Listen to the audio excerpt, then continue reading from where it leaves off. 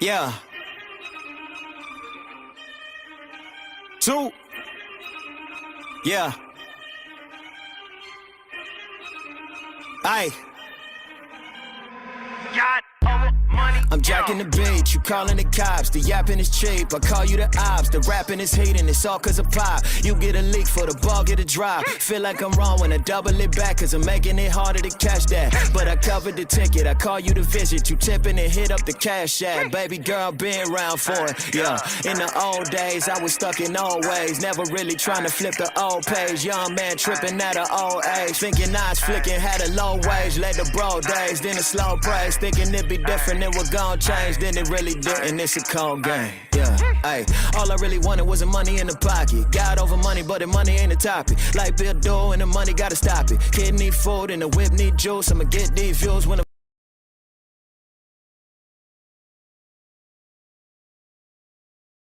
play hard, homeboy, everybody ain't calling out. Got a mouthpiece from the southeast. If you want scrap, stall him out. If you don't know what I'm talking about, then I feel good, man, I'm balling out. I'm a rich man with a rich fam. Christ bars got me out of mama house. And I bless God, give thanks.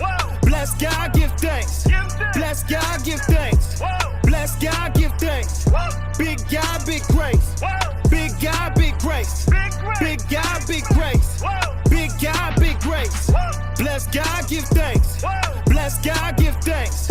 Bless God, give thanks. Bless God, give thanks. Big God, big grace. What's good, y'all? It's your partner looking oh so fresh, cold, clean. You see that thing, guys? And I always say this, guys.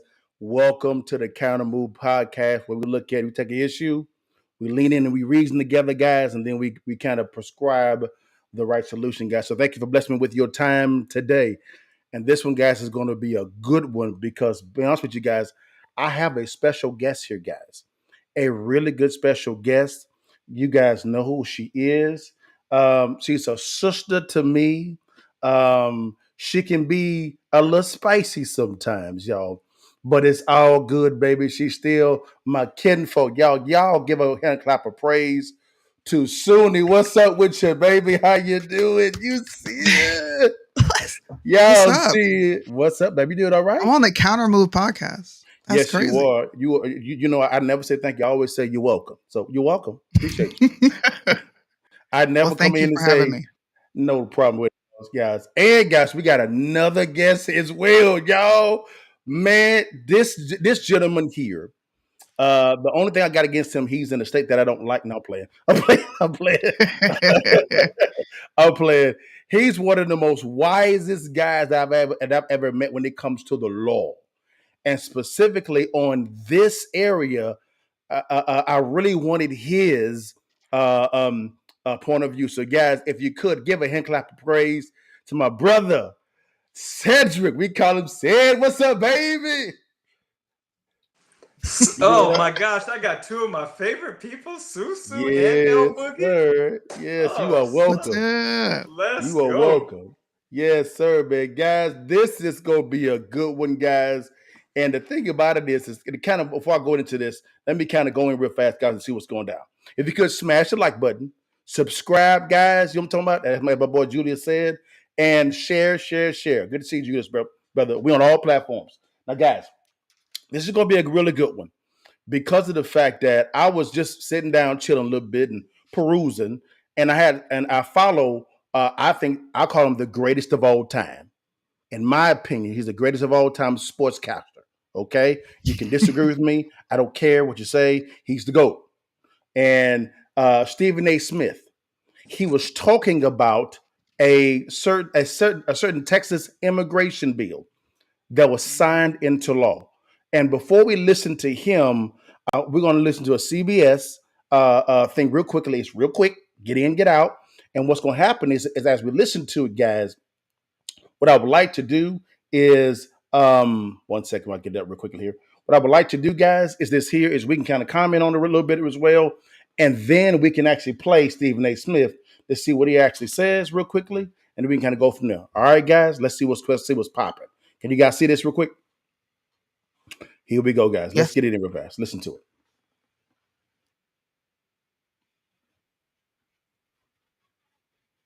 There's no sound. No sound? No, I don't hear No, anything. no sound? What's going on with the sound, y'all? It's tripping again. It's tripping. No sound at all? No. Hold on, y'all. I got you. Hold on, y'all. My bad, y'all. This is yes, yeah. What's the problem, y'all? Forgive me, y'all. Let's go and get. Can y'all hear that? Can y'all hear that at all? Forget it. No, Anyways, guys, forget it, guys. Forget it. Forget it, y'all. no I don't know sound, what's bro. going on. I don't know what's going on, y'all. Hey, it is what it is. Anyways, guys, what's going on is Texas actually signed the bill, right? They signed the bill concerning immigration. And what actually happened was this here is it was kind of in response to what the federal government was not doing. And I actually ran on this when I ran for public office, and also Alan West did as well. And what they did is that they actually empowered the the state, municipality, and county law enforcement to enforce immigration laws because when the federal partner is not actually acting in concert with it, you know what I'm saying? They had to do something. They first began putting out state trooper cars. There's not enough cars to line the entire border. That didn't work. Then what they did was they put the National Guard out there. There's not enough for that. That didn't work. Then what they did was they put out barbed wire. And then with the barbed wire, the federal government then began to cut the barbed wire, the border patrol, because it was by the orders of the Biden administration. Then they put out the buoys out there into the actual river itself, Rio Grande River. And the Biden administration took them to court to get that taken off. And so they had to do something. And so I had the honor of bringing this up to the sitting Attorney General, Ken Paxton, about this when I was running. He initially said that we could not do that because the Supreme Court ruled that the federal government actually has the jurisdiction here. And he's right about it as well. I then came and said, but they are violating the law themselves. So how about you kind of say, take me to court? And so now what's happening is because things have gotten so bad, guys, it's gotten bad out there.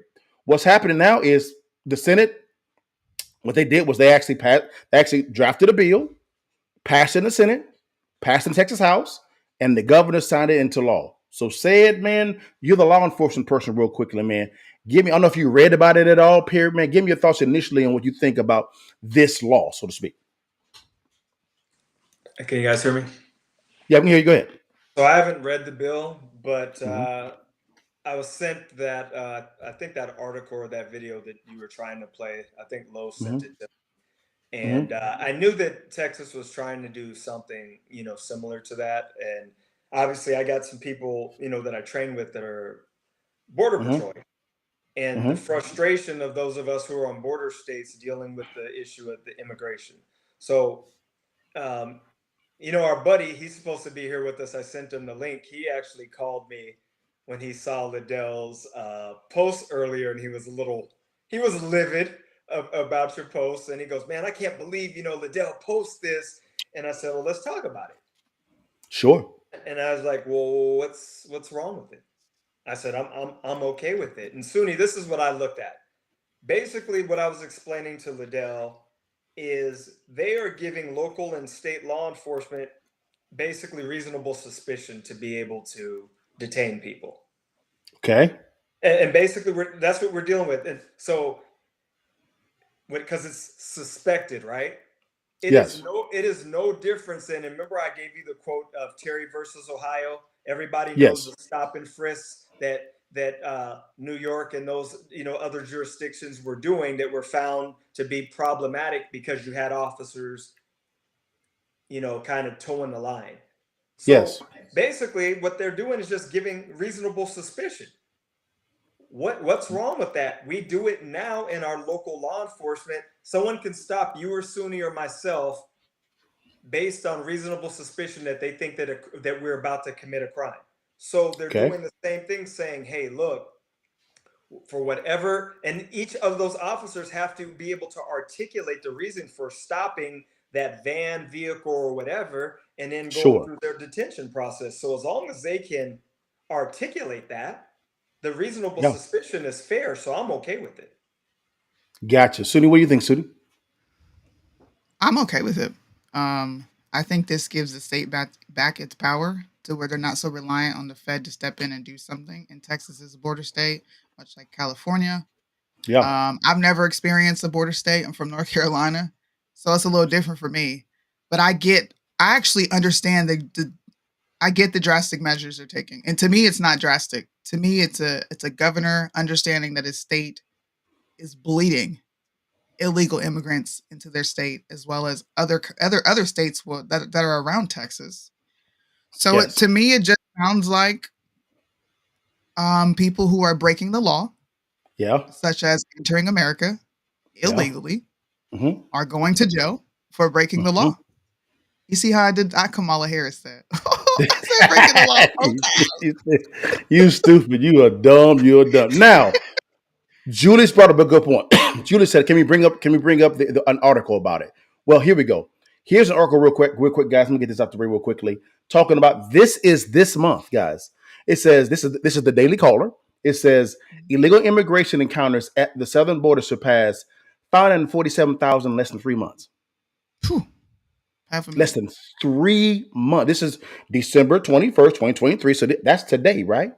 It says Border Patrol encounters of migrants crossing, right, the southern border illegally surpassed 547,000 less than 3 months in a fiscal year 2024. According to the preliminary internal data obtained by the Daily Caller News Foundation, the numbers which reached 547,593 on Thursday morning is higher than the number of encounters recorded in the first 3 months of any fiscal year before President Joe Biden took office. This is ridiculous. This is ridiculous. This says between October and December 2022, Border Patrol recorded 634,832 encounters of illegal immigrants, according to federal data. This is crazy town. This is crazy town. I was listening to Fox News, and they were talking about this, and they were saying every day they're encountering about 12,000 people at the 12,000. 12,000. So I'm trying to figure out how, from a law enforcement standpoint, said that's a problem. Am I right? Mm-hmm. That's a problem. And so now let's see if this plays. Now let's go to the man of the hour, Brother Stephen A. Lord, I hope this plays, Jesus. This never happens. But anyways, Stephen A. Smith now he reacts to the new Texas bill. All right, and Brother Stephen A. Smith, man, please don't copyright this, brother. We just reacting to your video. Okay, we react to your video. Okay, tell me if you guys can actually hear this. Here we go. I'm gonna play it real fast. Here we go. Greg Abbott, you ever heard of him? Can you hear this? He's the governor for the state of Texas.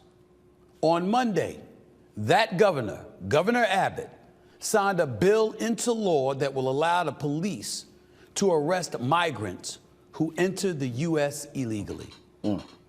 This law, which takes effect in March, allows any Texas law enforcement officer to arrest people who are suspected of entering the country illegally. This is bad, ladies and gentlemen. And before I go a step further, there's an individual by the name of Krish, Krish, Omara Vignarajah, Vignarajah. That person is the CEO of Lutheran Immigration and Refugee Service, says, quote, by criminalizing the very act of seeking refuge, Texas is turning its back on the values of compassion and due process that make our nation the world's beacon of humanitarian leadership. That is one way to put it. Here it is. Here we go. There are various other ways Okay. to put it. Okay. This is a disgrace. It's inhumane. Wow. And it opens the floodgate Inhumane. to further divide our nation, because when you have law enforcement that literally can arrest people over a suspicion, Wow. This is think about that for a second. People can be arrested who are suspected of entering the country illegally. Do you This realize that that means a law boy, enforcement official can walk up to somebody, all right, they look Hispanic. Okay, their English is broken. They this don't is speak fluent English.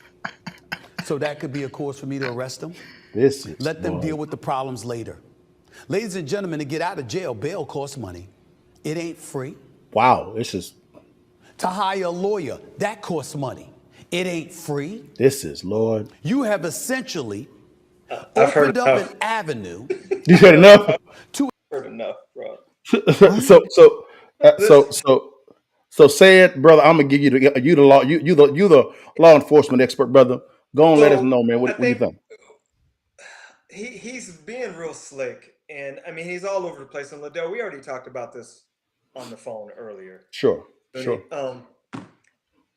they're going to be detained for these things. Yes. They're going to stop and get detained, and it's going to have to. We all know that there's going to have to be proof that you are not a resident of this country. They're not just throwing people in jail saying, "Oh, you got broken English," and putting you in a pokey. He's very disingenuous about that. And then this other part, Liddell, I'm gonna ask. Since I asked you this earlier, I got to ask soon. Okay. Suni, because I'm a little, the gray hair, I'm a little long in the tooth. Can you just tell me any other country? Because you've been in other places of the world like myself. Is there anywhere that you and I could like hop in a car or a plane and go and not have the proper documentation of being a resident or a visa in a country and not get locked up? Do you know of anyone? No. Any country? I don't know. So I don't know. why is it, Suni Liddell, why is it that everybody's up in arms that we're just supposed to let people flood our country at will and talk all this other silliness? So Suni, earlier I was mentioning that you hear people use, and it's always the liberal shit, right? Well, this country was founded on immigration and immigrants fleeing. Well, this country was also a segment of it founded on economic value from slavery. Nobody thinks that shit is right. So times have changed, and if you're going to be here legally. We shouldn't be allowing anybody to come into our country and without proper documentation, because we have to maintain some consistency, Susu Liddell. We can't do that anywhere else in the world, but we expect that it should happen here. I'm just confused. I'm sorry. Okay. Say it. Let me ask you a question, and Suni, I want you to respond to the other part. Okay. I said he used the word suspicion. Okay, from a law enforcement standpoint. Okay, you're the expert here when it comes to law enforcement. And what is suspicion, and from a law enforcement standpoint? You're suspected. So we look at it as, if I'm going to stop and detain Suni or yourself, I'm suspicious of either you are about to commit a crime or you just committed a crime. Gotcha. And I have to be able to articulate that. I can't just say, well, Liddell's wearing a white hat, or Suni likes the Panthers, so I'm gonna stop. There has to be more to it. And so it's going to be the same thing. Suspicion. And he used very, very poor examples that nobody would ever use. Okay, you speak broken English, so I'm going to take you to jail. It's very disingenuous on his part. Yeah. I wish, Liddell, that you or Suni knew him, so I could just sit down face to face with the brother in front of the camera or whatever, and I'd ask him a series of questions and make him look silly. Because when it comes to sports and all that, he can have it, but he's so off base on topics with the law and law enforcement. He's always been off base on that stuff. Yeah. Now, this is not a bash on Stephen A. Smith's show. No, I think he's the GOAT when it comes to sports casting. That sports. Now say it. I'm not as wise as y'all when it comes to law enforcement. Is there a federal law enforcement entity right now that actually operates by suspicion now? Absolutely. Our border patrol here does it all the time. Gotcha. Now, what about ICE? How does ICE determine the suspects? Now, how does ICE do it? I haven't had any interaction with ICE, so I don't want to speak on how they do it, but I do know, obviously, Sure. border patrol people. So Gotcha. So we'll table ICE, and so I've seen to where when I was talking to my wife about it, she said yes. At times we've seen ICE just drive up and come out and say, "Hey, where your papers?" Now they have the benefit of a surveillance for a long period of time, things of that nature. But unfortunately, these local law enforcement, county as well as state, they have to put this on top of their already heavy load responsibility. They don't have the benefit of a surveillance, so to speak, at the level of maybe an ICE or border patrol. Would that be kind of accurate, said or inaccurate? Yeah. It's here we go, guys. Now, all right, now let's get to the other part. Now, Sunni, I want you to respond to this part, okay? To incarcerate people for no cause whatsoever other than a particular law enforcement official's suspicion. Wow. That's what we're going to do to our Latino brothers and sisters. It's racist. This is what. Somebody needs to say it, so I'm going to say it. It's a racist ass thing to do. Suspicion? Suspected of entering the country illegally. How can you be suspected of entering the country illegally? So you chilling in downtown Dallas or Houston. You hanging out with a bunch of folks. You're speaking Spanish instead of English. This is Lord. Your clothes might not be a Tom Ford suit or something. You might not be wearing a Jordan sweatsuit. You might look a little poor and impoverished, a bit haggardy or haphazard. Those things you might not look the part. Okay. I'm done. Okay, I'm done with that. Wow. Okay, Sunni, your thoughts on it's racist? Well, I think he's a bit racist. Oh, okay. Because he is saying exactly what he thinks of those people who come across the border. Why would you automatically assume they look poor or their English is not up to par? Because a lot of these people learn English before they step a foot into our country. I'm in one of them. They speak better English than I do sometimes. So you're racist because you are putting them underneath you as an American, and you're saying you're pulling at people's heartstrings, especially blacks, by saying they're doing what's like stop and frisk, and they're just going to assume that you are an illegal because your skin is brown. Mm-hmm. How you know that, or how Stephen Smith knows that, is beyond me. This just directly shows you how little people understand about the Constitution, because I saw somebody put in the comment section that the Constitution gives the federal government jurisdiction over the border. Actually, no, it doesn't. The Constitution simply gives Congress the power to say who is a citizen and who is not. So Stephen A. Smith should open the Constitution, maybe open some local law, and understand what the hell is happening on the border, because he's just using racism and accusing people of being racist to see this bill as anything other than securing the border in this country. 500,000 people have spilled into this country, and they're unaccounted for. We don't even know where the majority of those people are. A lot of them do commit crimes. Sorry, but they're bringing a sense of lawlessness into a country that has law and order. If you break a law, you go to jail. There's nothing racist about that. If you want to experience America, then come in the legal way. It's that simple. Is that too much to ask, said, man, to come in the legal way? No, and I think Deontay had mentioned it earlier too. I'm all for immigration as long as it's done legally in the right way, just Right. like any other country. I think Sunni and yourself are the same. So we're not against any people. We're just against people coming here the wrong way. Matter of fact, why doesn't he bring, Julius just said it, why don't you bring them into your home? You have no clue who these people are. You ain't got no clue where they came from. Let them come in and stay at your house. It seems to be that when it comes to that part, what you just said and what Julius said, that's never the case. They never want that. They never want to show us how to do it. I would just say, hey, anybody liberal or even conservative that actually agree with Stephen A. Smith, show us how it's done. Go to the border, get you about 4 or 5 of them boys, put them in your car, take them to the crib. Show me. I don't know how to do it better. Show me how it's done for me. This didn't make any sense to me at all. And last time I checked, guys, when it comes to immigration, are all of the illegal immigrants coming across the border Hispanic? No, they're not. Okay. And aren't they going into towns that are on the border that are anywhere from 97 to 100% Hispanic? Most of them. Yeah. Okay. And also, again, another dumb question. He seemed to talk about that by it being inhumane for this law to be on the books.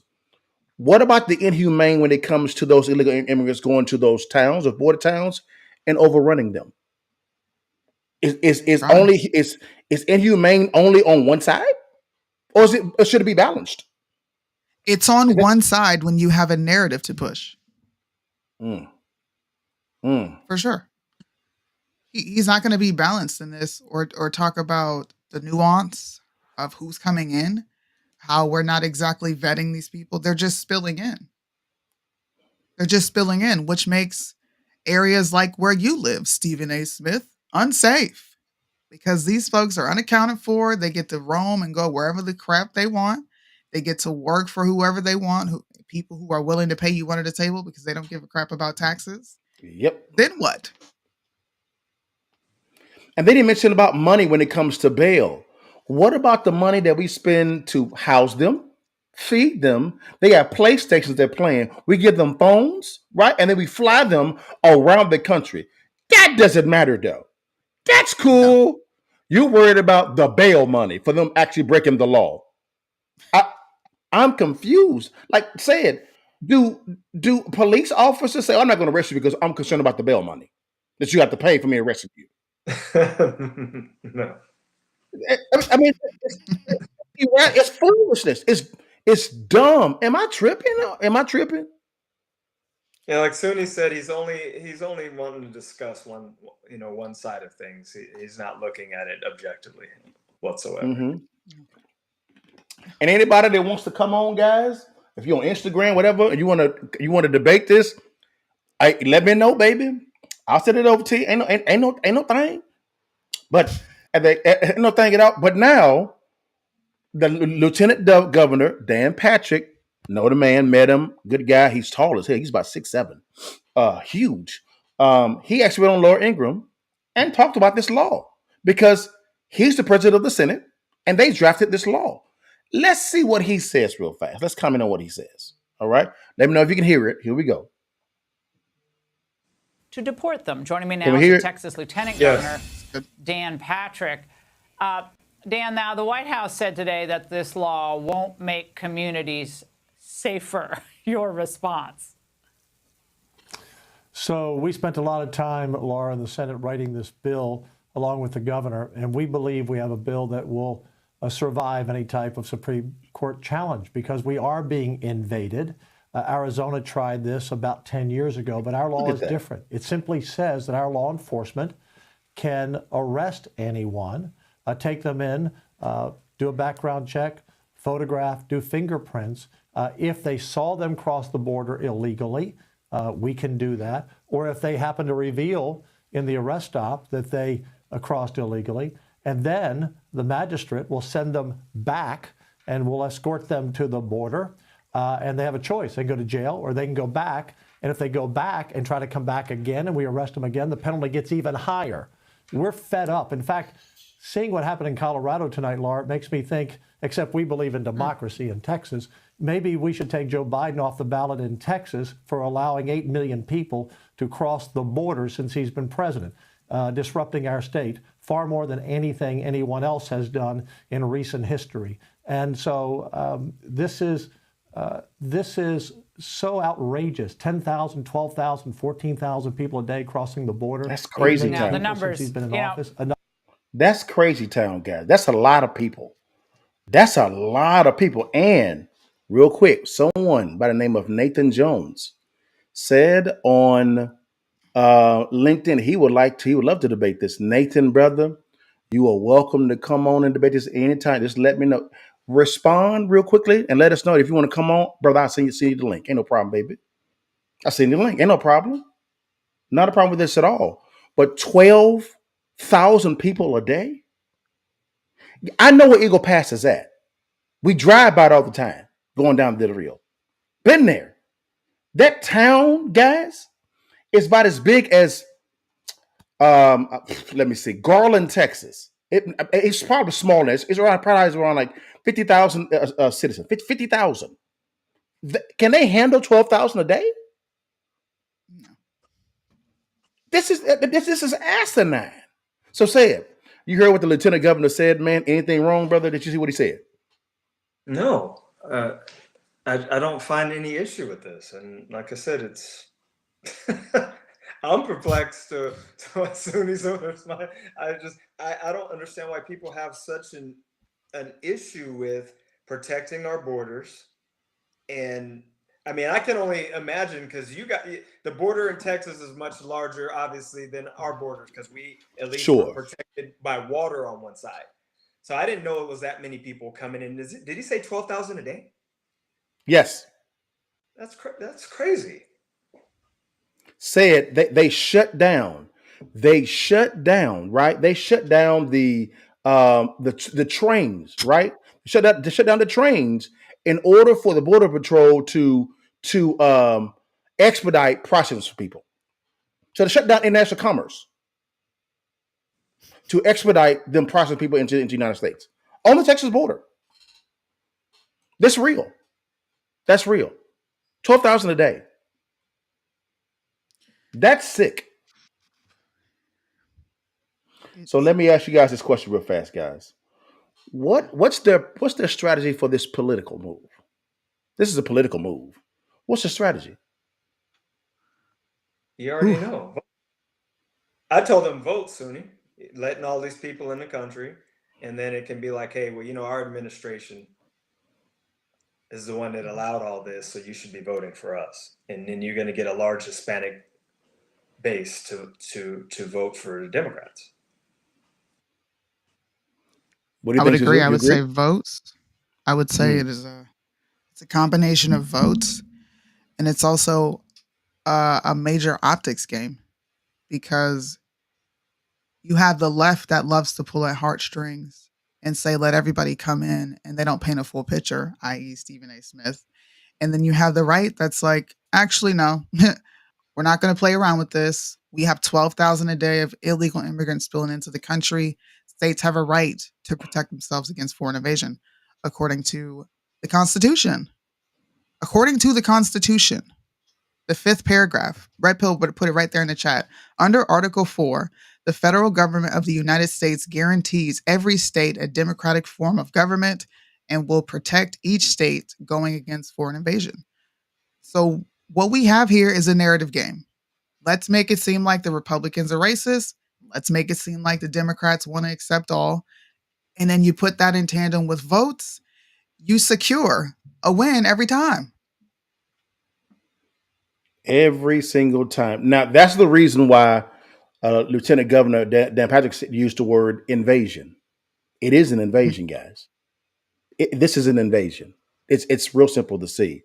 A lot of the pictures that they show on Fox and CNN everywhere, I've crossed those overpasses before. And that's a lot of people, y'all. A lot of people. You have the mayor of El Paso saying that we can't sustain this. Oh, it should come back. We have the mayor of Del Rio said we can't sustain this at all. And these are Democrats. These are Democrats saying this. Democrat mayors saying that we can't sustain this because these are small towns. Del Rio is a Air Force town. That's what it is. It's an Air Force town. That's all it is. They can't sustain this at all. Period. It's massive. Now I gotta ask this question. I know it's a dumb question, y'all. Is enforcing border laws now racist? No.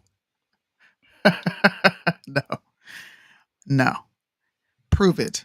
That would be my only retort. Prove it. Say it. I don't know what's going on. Susan, say it. Hey, can you guys hear me and see me? Because it's I can see. I'm about 15 seconds behind you guys. You're good. You good? Go ahead. Go ahead, say it. You got it. Of course it's not. Like, prove it. So is every country racist then that enforces their border laws? It's a good question. So watch this said. Watch this said. Do you know in one of the bills that was passed in the Biden administration, I think it's one of the bills for Ukraine. Guess what was actually guess what money was in the bill for? Border security. I remember that. So let me get this straight. Enforcing our border laws, that's racist. But we can send money over to Ukraine for them to enforce their border. That's cool. You can't make this. You can't make it up. You can't make this we up. can arm their citizens. We were arming their citizens while our country is trying to take guns away from us. Now we do have someone on Instagram saying that that's not the most critical question to be asking. So I'm assuming he's talking about the suspected thing. So if they suspect that you are here illegally, so say it, law enforcement. If you suspect someone to be here illegally, how can you confirm if they're illegal or not? Do they have proper documentation to be in this country? It's pretty simple, right? Driver's license, identification, something, a home address, something that you can verify, right? I don't understand. If you have the proper documentation, what are you afraid of? I'm confused. Now, some folks are going to say, well, they can. You have some cops that can begin to stretch that, and all of a sudden pull someone over and saying that said, it looks like you're not here from the country. Can you give me your papers? And you give me license registration, and then they go run it and they go find something else for you. They're saying that could be something that Texas could begin to be using, law enforcement could be using as a precursor to go and find other crimes. Well, would that be inaccurate? So if you're going to have a law enforcement officer who would do that, couldn't he do it anyway? What would stop him from doing it right now? You don't need this law to do that. What would stop him from doing it right now? Nothing at all. So there's always, even when, like Suni said, when we talk about stop and frisk, Terry versus Ohio, you always have, because we are dealing with the human element. You're going to have people who are going to go letter of the law, and then you're going to have people who are always going to toe that line and see how much you can get away with. That's just going to be. Right. But that type of cop, a law enforcement official, border patrol, whatever, he's going to always do what he or she's going to do anyway, regardless of what the law says. Exactly. Now, Texas has been doing something right now early on, and to this day, they have been busing illegal immigrants to different liberal cities, right? And flying them to liberal cities as well, right? Do you guys have a problem with that at all? Yeah, I don't want them here. I was just gonna say, like, I get it, right? That's it's a optics game. It's the opposite side firing back. Yeah. But you create even more instability when you bus them to these cities that you know are going to do nothing with them, and then they're up in the air. So what did you really do? You spread them all over the U.S. and made it even harder for us to have more of a hold on where they are or where they aren't. So it's funny, ha ha ha, right? But to me, it's a childish response, is what it is. It's a petty response. Now, said someone. Go ahead. Say it. Go ahead. Is Nathan going to come up, or is he just going to be a comment? I don't know, Nathan, brother. You're welcome to come up, brother. Let me know if you want to come up, man. I'll send you the link. I think I defined suspicion more than once already. Yes, you have. He probably came in late. And for the folk in the back row, what is suspicion, Sid?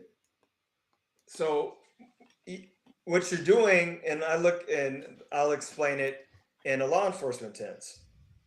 You're using articulable facts to determine if someone is about to commit a crime or if they've already committed a crime. that gives you reasonable suspicion to detain, not to arrest. And this is where Stephen A. Smith, again, is being very disingenuous.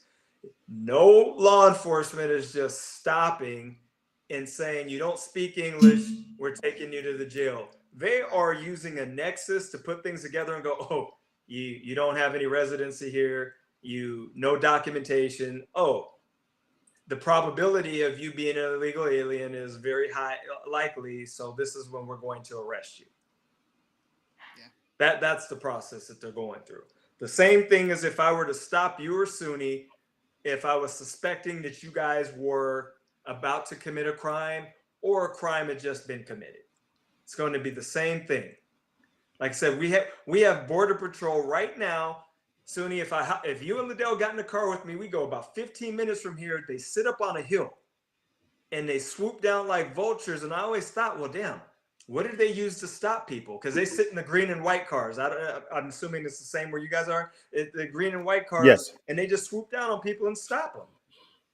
They're using reasonable suspicion to stop people. They're not using traffic codes and violations and things like we are as law enforcement to do traffic enforcement, then to get probable cause for an arrest. They're already using the reasonable suspicion to detain these vehicles.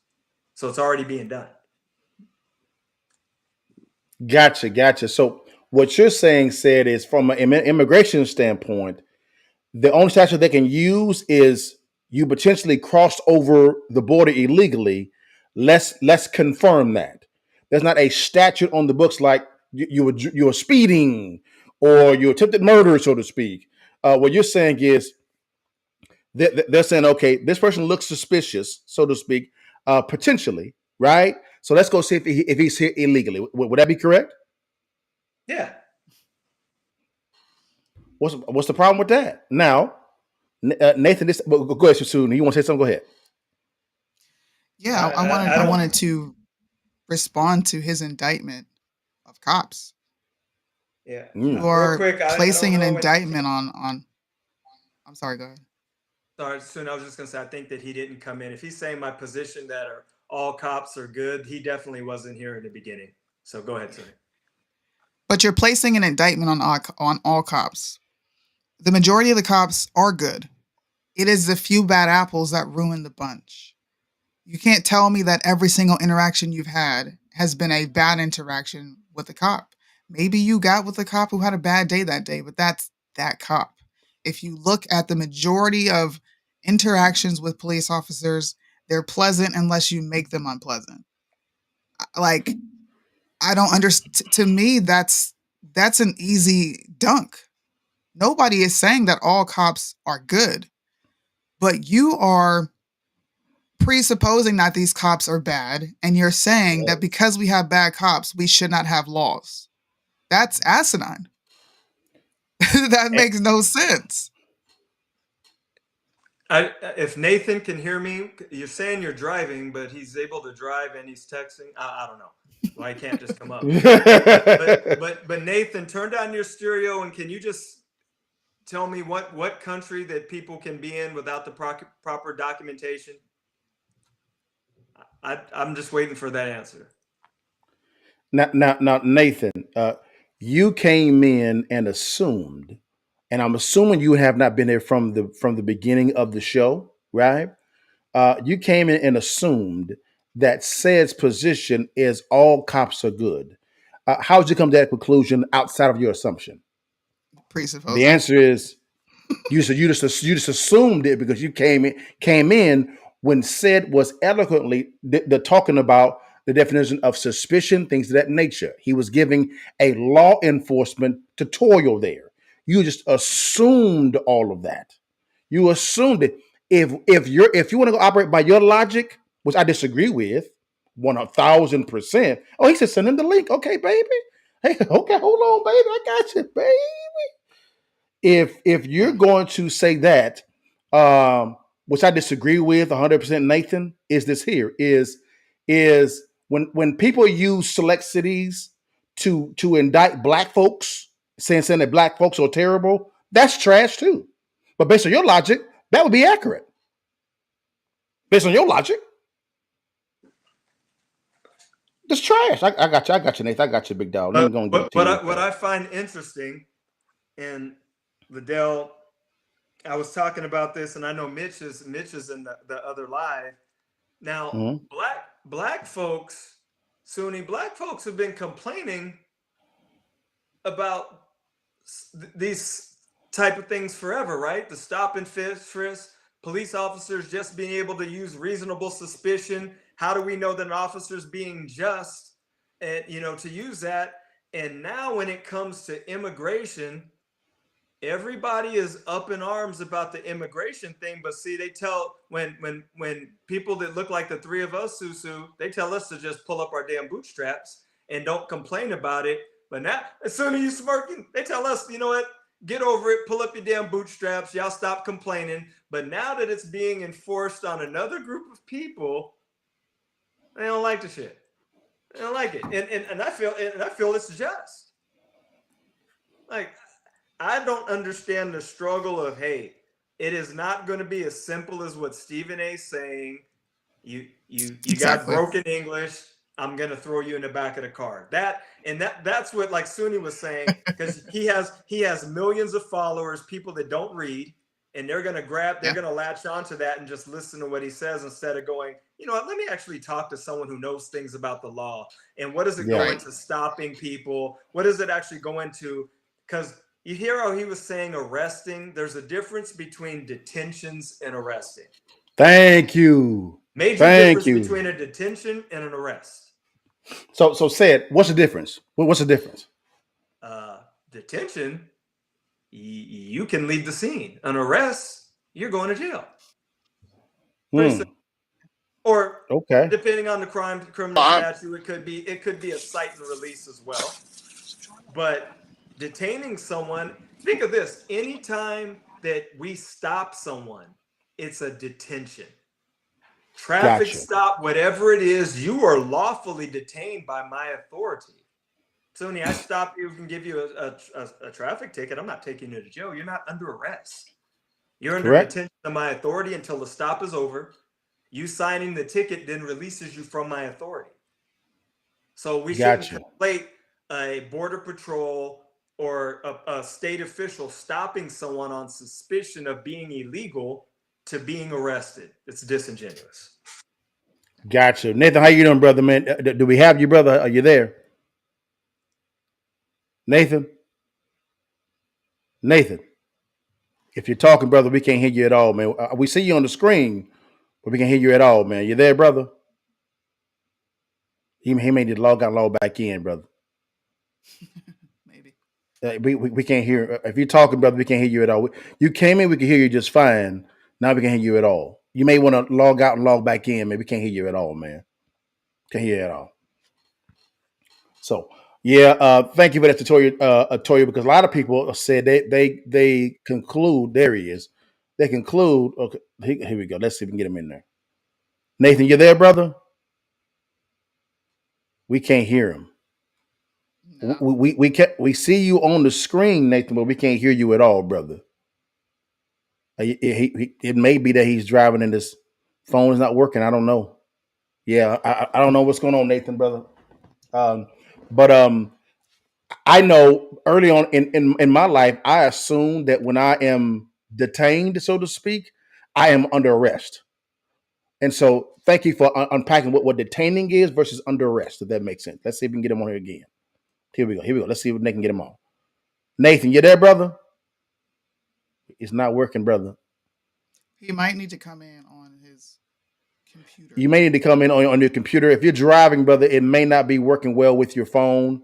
So you may need to go to the when you get to the house, because we can see you on the screen, Nathan, but we can't hear you at all, brother. We cannot. I don't know what's going on. I don't see him at all. That's crazy that y'all see him. Really? I see nothing but a gray screen. Interesting. Oh well. Hey, it is what it is. But to tap them up. But anyways, this was interesting. Where's your boy? Where's our boy? Yeah, I thought he was going to try to come on. Say it. Man, I've texted him several times, sent him the link. I mean, and really, he was really adamant. So I thought he would definitely be game in here. Like I said, he called me on fire.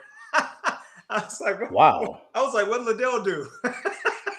Didn't do nothing. I just posted the video. He was like, That's posted the video. He goes, man, you see LaDale's post? I go, nah. Tell me what's going on. And he went into it, and I said, bro, you're not gonna like what I have to say. I said, you're not gonna like what I have to say on this topic. Now, said we have a comment from Mitch on Instagram. It says this here. It's not an amount of officer issue. It's not a proper documentation issue. It's simple and large an issue of transporting illegals into our country by Republicans. This is what? Hey, what? Can you read that again? What? I'm so sorry. Why don't you please read that again? Why don't you send him the link? Hey, Mitch, you want to come on, brother, and debate this real fast, brother? You want to come on, man? You're welcome to come on. Let me know. I'll send it to you via your mobile line. You're welcome, brother. Let me send it over to him. Transporting illegals into our country by Republicans. I don't understand that. They're coming here because Democrats. Did you forget the 2020 election? Kamala Harris and Joe Biden spent time saying, come. They told these people to come here. I don't think a Republican openly said, hey, we want you to come to America. Now, if you're talking about them shipping them all across the U.S. and sending them to Democrat states, you're going to get agreements from me there. I think that's stupid. But Republicans aren't. They're not telling them to come here. It's only Democrats doing that. Yeah, Mitch, I sent you the link, brother. You're welcome to come on, man. What he's saying is that the Republicans, that's what he said in one of the comments, the Republicans control the House. Why don't they propose a bill that can solve this problem? And I'd say, okay, well, the Democrats control the executive branch and the Senate. Why don't they tell them to stop coming and begin enforcing the border laws on the books? How about we do that first? There's laws on the books that stop this. You have a state actively enacting these laws, and they're a Republican state, and there's issue with them doing this. So technically, Republicans are doing something. I don't expect the Fed to do nothing. I don't. I don't expect the Fed to do anything. But this is a Republican state doing something. This is a Republican governor doing something, and he's being called racist for it. He is. He is. Hey, baby girl, how you doing? Cute little thing, Lord. Cute little thing, boy. But it's just, I wish we would stop, put down the political flag, and just try to solve the damn problem. I think. Go ahead. Quick, I just talked to Jen. I think he said he's going to click on the link and try to come on in. Oh, come on in, brother. Come on in, man. Here's my thing. Here's this here. Is right now the executive branch who is in control of the border, right? The executive branch who's in control of the border. Is that Jen? Okay, good. Is that Jen? Can we hear you, Jen? Yes, sir. Yes, sir. Okay, gotcha. The executive branch who is in control of the border right now is active not enforcing laws on the books. What happened to Jen? Whoa, what happened to Jen? He was just here. There he is. Okay. Sorry. Jen, no worries, man. Jimmy, how you doing, brother? You doing all right, man? I'm doing good, man. I'm doing. How are you guys? Oh, is somebody a baby? Yeah. Ain't she cute, man? Look at her. Ain't she beautiful? Who is that? Yeah. Hey, woo boys. How you doing, baby? I know that. Anyways, man. Jen, you I posted a video of me just reacting to Stephen A. Smith.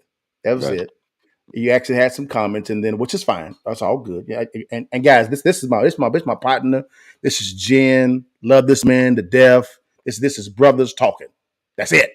And then of course you and Sid had a good discussion as well, man. Yes. And if you could, man, I don't want to speak for you, brother, man. Go ahead and speak your piece, man, and we can respond. Well, as me and Sid had, I think that when this law passes, I believe it's in March, I believe that it will lead us down some destruction because police officers already have a hard job. and trying to identify who's an alien and who's not, or who's here illegal and who's not, you just can randomly start using this to invade people's privacy. That's how I feel about it. I think that it will be a great tool, yes, but we know that this tool is going to be used in a way I don't believe that will benefit us. I think it'll take away some people's rights. I truly believe that. Gotcha. Now, how do you believe it's going to take away some people's rights? Because I think with officers, some, not saying that there are some people who will use this to their advantage to mistreat people. Like if I'm Hispanic, how do you know if I'm legal or not legal?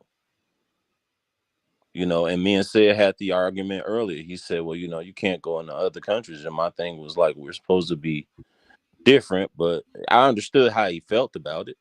And I understood, what he's saying. But I know that that tool can be used as a weapon too.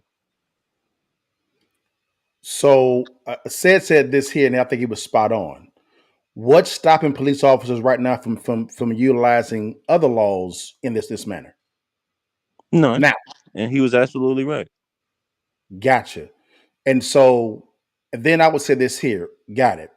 I would say this here. So there seems to be, from your argument, more weight put on cops or let me say law enforcement, right, versus illegal immigrants breaking the law to get in. Yeah, I mean, why is that? I and Said was spot on when he said that. He was like, they are breaking the law, and yeah, I just think that other American citizens it will be used against them. That's just how and I understood how Said put it.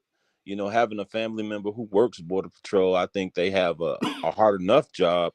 Now, I think Texas is using this extra tool now.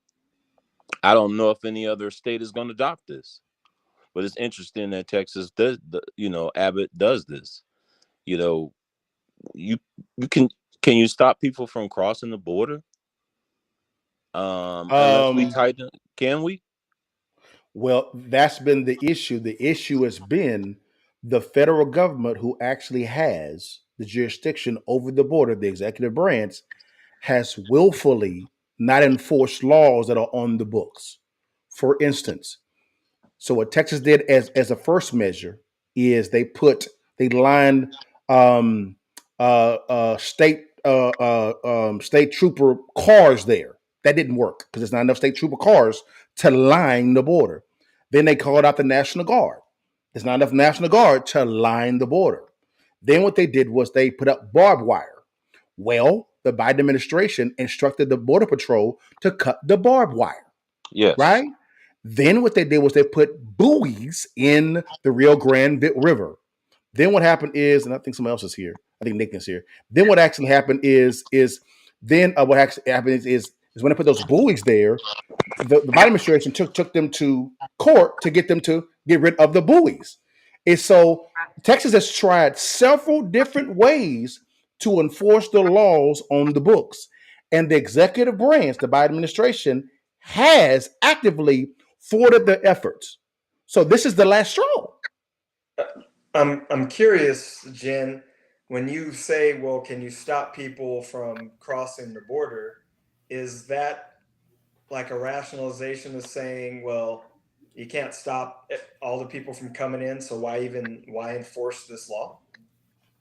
Well, no, that's not what I'm saying. I mean, if you have a law, then you're going to enforce it. But I think that people coming into this, so Texas is the only one that's going to, because we have several different borders that's being, you got Arizona, you got Texas, California. But we could agree that Arizona has the largest border. Yes. Into the United States by far. Here's my position. So let's make sure we clarify a couple of things. One, I am not anti-police. My uncle is a retired police officer. I know I have additional family members that are police officers. So my statement was about cop was the realization that no matter what, you have a percentage of cops who are bad, the same way as any population. Putting on the badge does not get rid of your social biases that you may possess. They do not get magically erased when that badge is pinned to your chest. So let's be clear about that. Two, my statement is, based on listening to you all in this conversation, I wonder how much time y'all have actually spent down at the border. Because my family has property down in Willacy, Hidalgo County, down in the valley. So I've been there a couple of times. Hey, Nathan, real quick. My wife is from Del Rio. We go there every year. So I'm very aware of what's going on. Yes, you spent some time down there. Yes. And if y'all know those stats and statistics when you were discussing about voting, you really understand that the Valley has really been trending Republican over the last couple of years. If you actually look in this last election, you will see that Democrats had to work extremely hard for the incumbents to be reelected because Republicans have been making a push down into the Valley. So let's just clarify a couple of statements when everybody's like, well, Well, Nathan, no one brought up anything about voting. No one brought anything about that at all. You were saying that this was primarily a thing about voting, and I was saying if it was, the Democrats would put in a different strategy because the strategy that they have been using is losing them votes in the Valley because they don't spend any time down there. Well, Nathan, 1 second, Suni, I got you. Well, Nathan, we're not talking about citizens that are legal. They're wanting to replace those with new people. I'm just clarifying my position. Okay. People have said some things that were making my position unclear. Gotcha. Understood. Gotcha. And let's be also clear that I am not for illegal immigration. I think you have to be able to control the border. You need to know who comes in. I am against the policy and the implementation of this particular policy. So those are two different things. Because I tell people all the time, my personal statement about immigration in America, if you're black or brown, turn around. If you're white, you're all right. Question for you. Are you against people being stopped for speeding? I'm against that there's no control. One, I'm against Texas doing it because the federal government does have responsibility. I'm asking a real definitive question. It's a yes or no. Are you for or against traffic enforcement of speeding? I am for the federal government doing it, not Texas, the state. Oh, wait. So let me make sure I got this straight, Nathan. The question asked was, are you against speeding?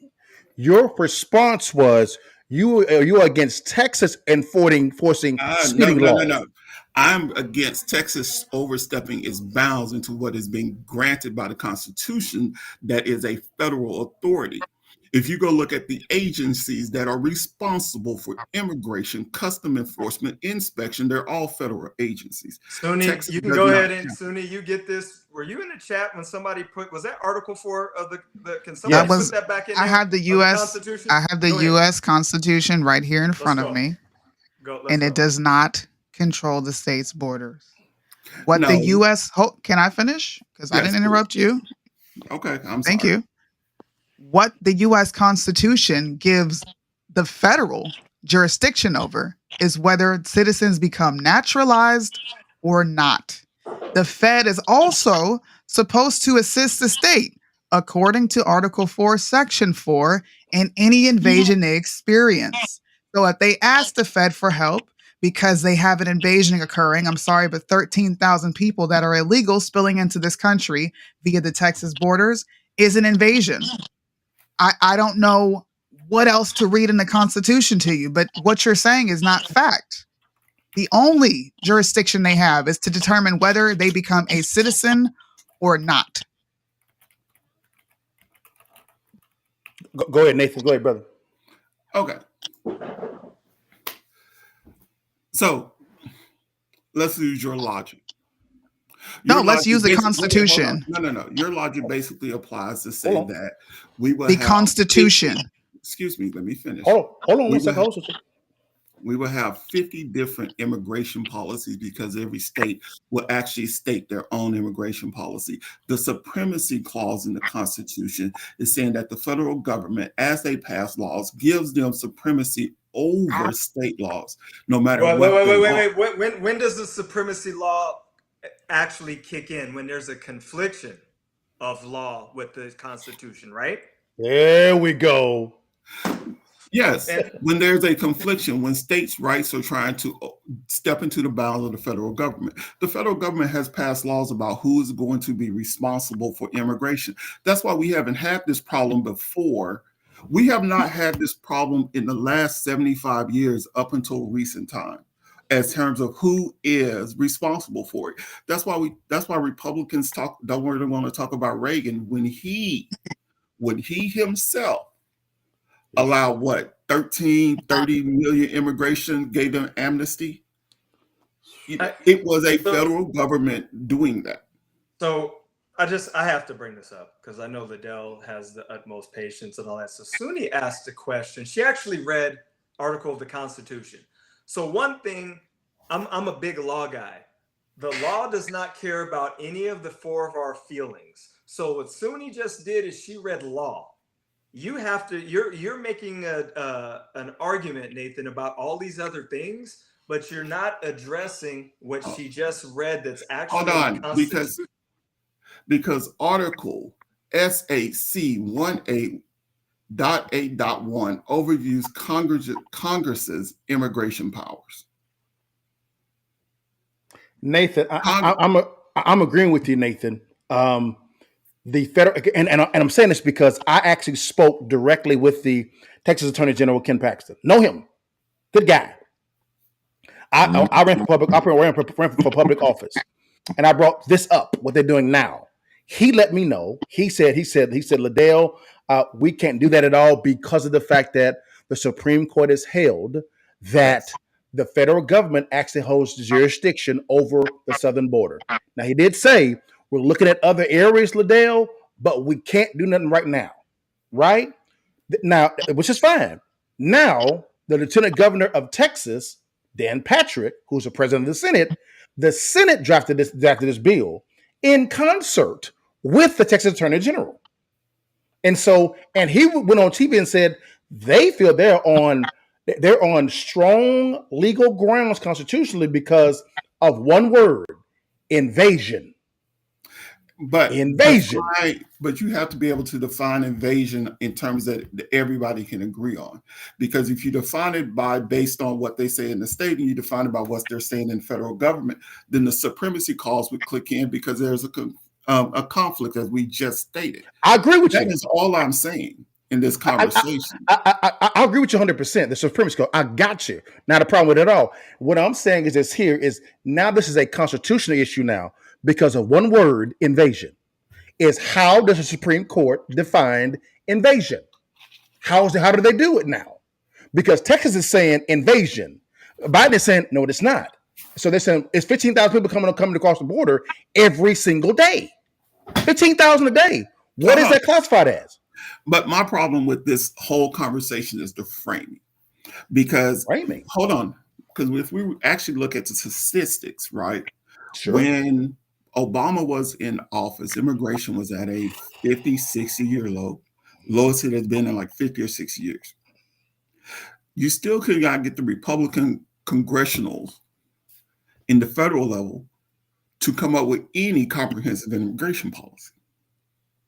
Even now, with this mess that we have going on with funding, the funding was to put more border agents in order to reduce how many people are actually coming over to the border, getting them arrested and turned around as quickly as possible. They won't fund it.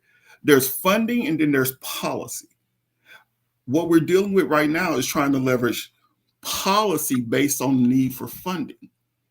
But that takes away from the first order of business, which is to arrest, detain, and turn around as many of these people as we can.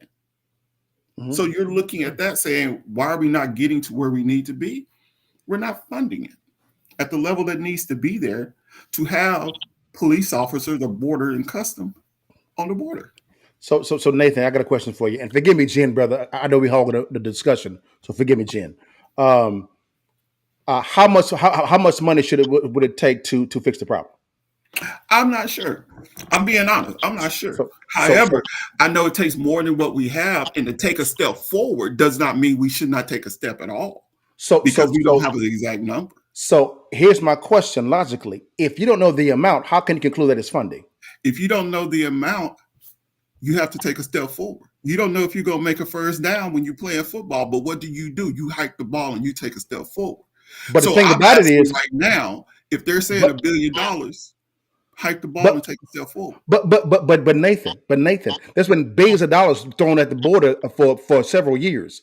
And when I'm gonna use your logic of football, yes, it's 10 yards is a first down. So you know how much it takes to get a first down, which is 10 yards. Hence, I asked the question: how much funding would it take to solve the problem? Because you say it's funding. Then I asked the question: how many downs is it going to take you to score the touchdown? Again, it's 4 downs. It's 4 downs. Wait, hold on. Let's make sure we define what we just said. Okay. I said, how many downs is it going to take you to score the touchdown? The touchdown is the ultimate goal in football.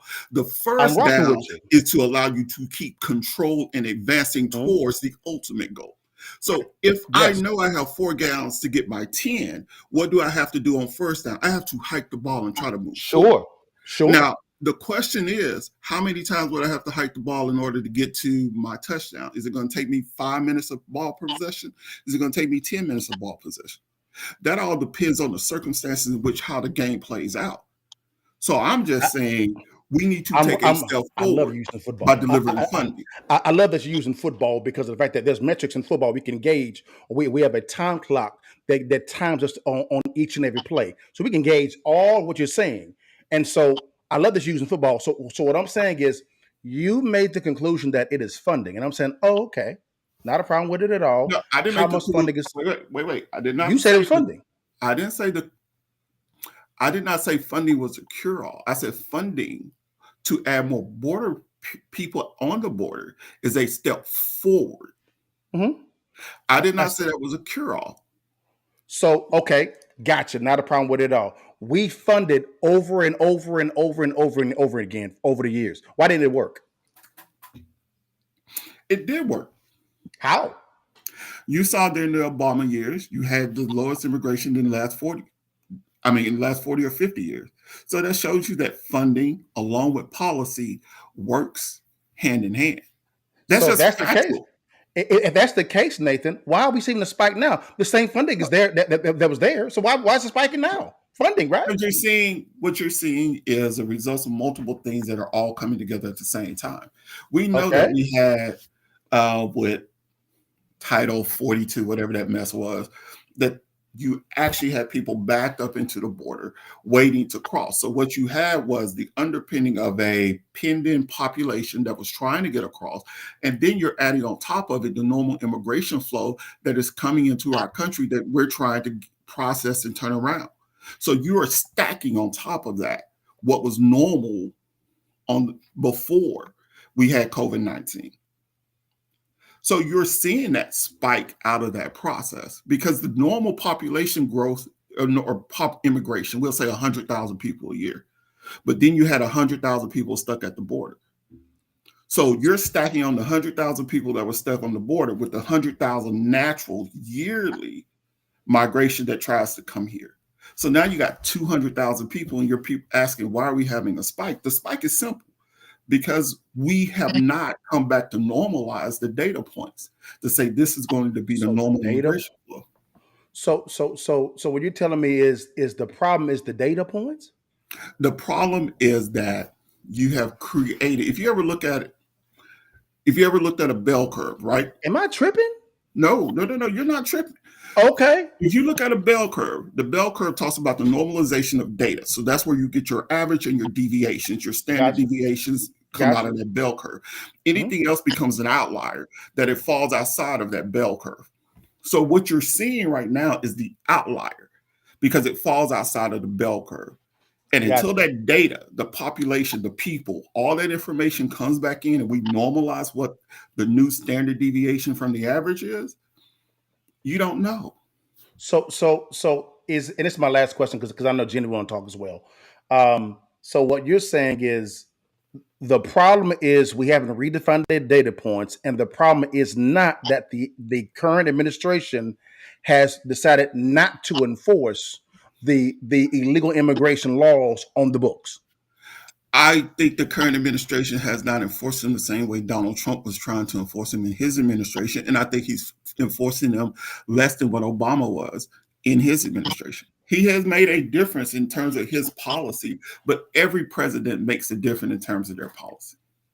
So if that's the case, this points toward an active policy to relax and not enforce the laws that are on the books. Because we actually have two recent administrations, Trump's and Biden's administration, and all they've done is in Trump's administration, he more enforced the laws on the books. No new law. No, wait, hold on. He didn't more enforce the laws on the book. What he did was have Title 42, which basically froze any immigration into this country. That's not enforcing the laws of the book. That's a policy change, which had an outcome and a result. So if that's the case, that policy change was only temporary. So if that's the case, why didn't Biden just renew it? Why did he allow it to expire? Because it does not fix the problem. Because because Title 42 was put in place for a healthcare emergency. That's how it was. And when that emergency passed, the law states that it had to be removed. So what I'm hearing you say is because it didn't solve the problem, it was okay for Biden to let that expire. And when that accident happened, what happened? A spike in immigration accident happened. That's factual. That is factual, and that spike happened because we had a flood of people who got stopped at the border.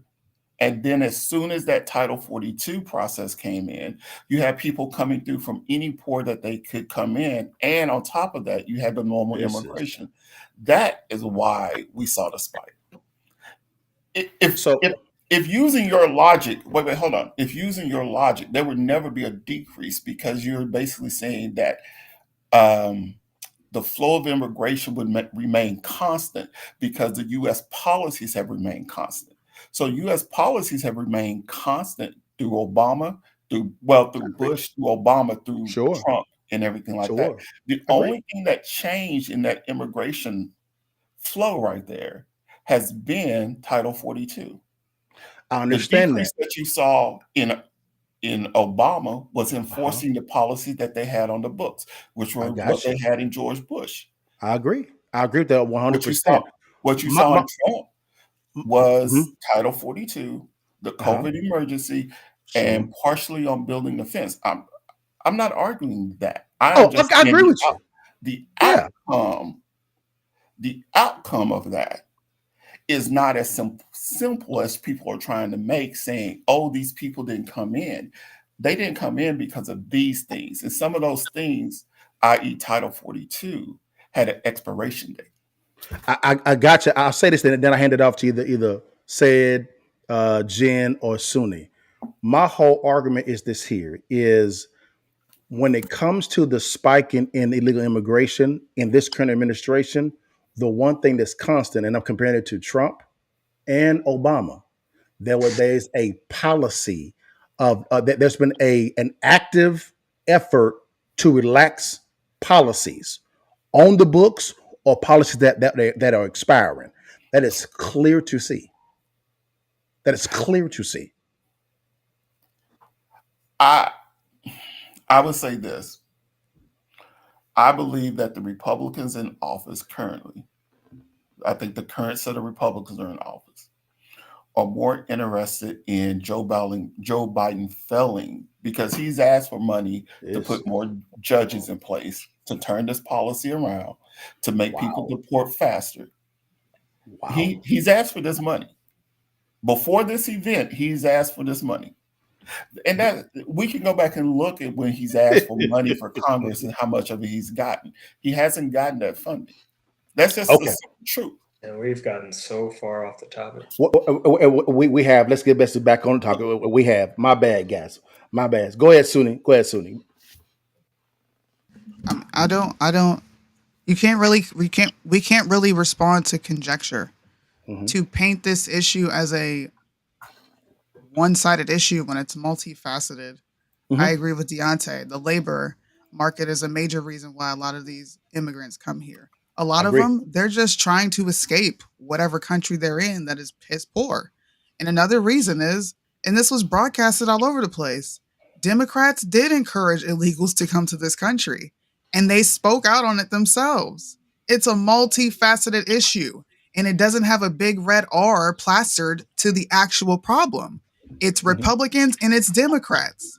It's Congress willing to do nothing and demonizing a state that decides that they do want to implement immigration policies because every single time they're labeled a bigot, a xenophobe, or a racist. So if we want states to protect their citizens, then allow them to protect their citizens.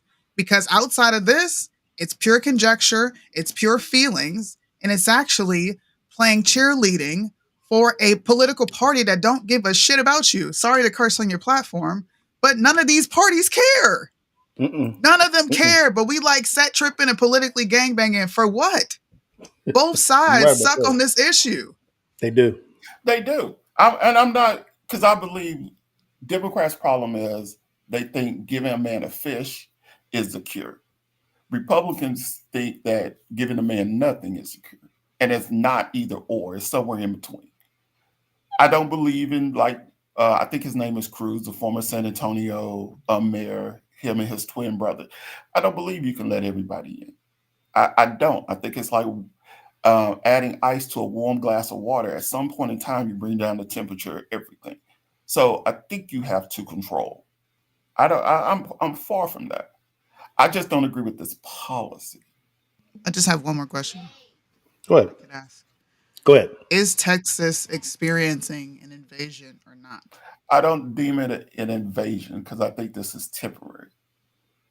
This is when it becomes conjecture and subjective. In your opinion, which is why you don't like this legislation, you don't think it's enough. But I would argue that the citizens of Texas would argue differently. They're experiencing something that we're not. You're in Texas? Yes. I'm in Texas too. I'm in Texas as well.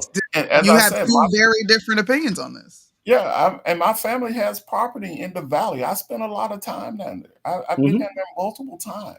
As do I. And this is not a conversation I'm having. In my family, we grew up ranching and farming. We had Hispanics that worked on our farm. I said, so this is not something I'm guessing on. This is not something I'm sitting up here having conjecture about. This is something I grew up with. This is something I still deal with. Sure. So me as well, brother. I say conjecture because there are two vastly different opinions from fellow Texans on this panel. Very different. You have one Texan that is arguing against what you're saying, and then you have you, who is a fellow Texan. You are also putting into this discussion. So everyone up here is participating in. I think I we can't all hear want you the because same I was outcome, talking. which is I'm sorry. I just want to make sure we want the same outcomes, which is a reduction in illegal immigration in Texas. I'm all for that outcome. I'm just differing on the policy and who gets to put in the policy. That's it. So do you also have an issue with the enforcement side of it?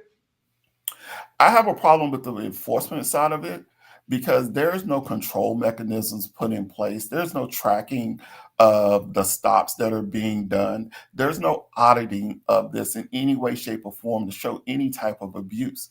I also have a problem with that. It is subjective when you start telling me that if I think you're illegal, if I do not have my quote unquote papers, I could be taken to jail. This is no different. And we've seen this in other areas of the country when it came to Afro-Americans, when we see minor stops being pushed into major issues. This is the same type of logic. Question for you.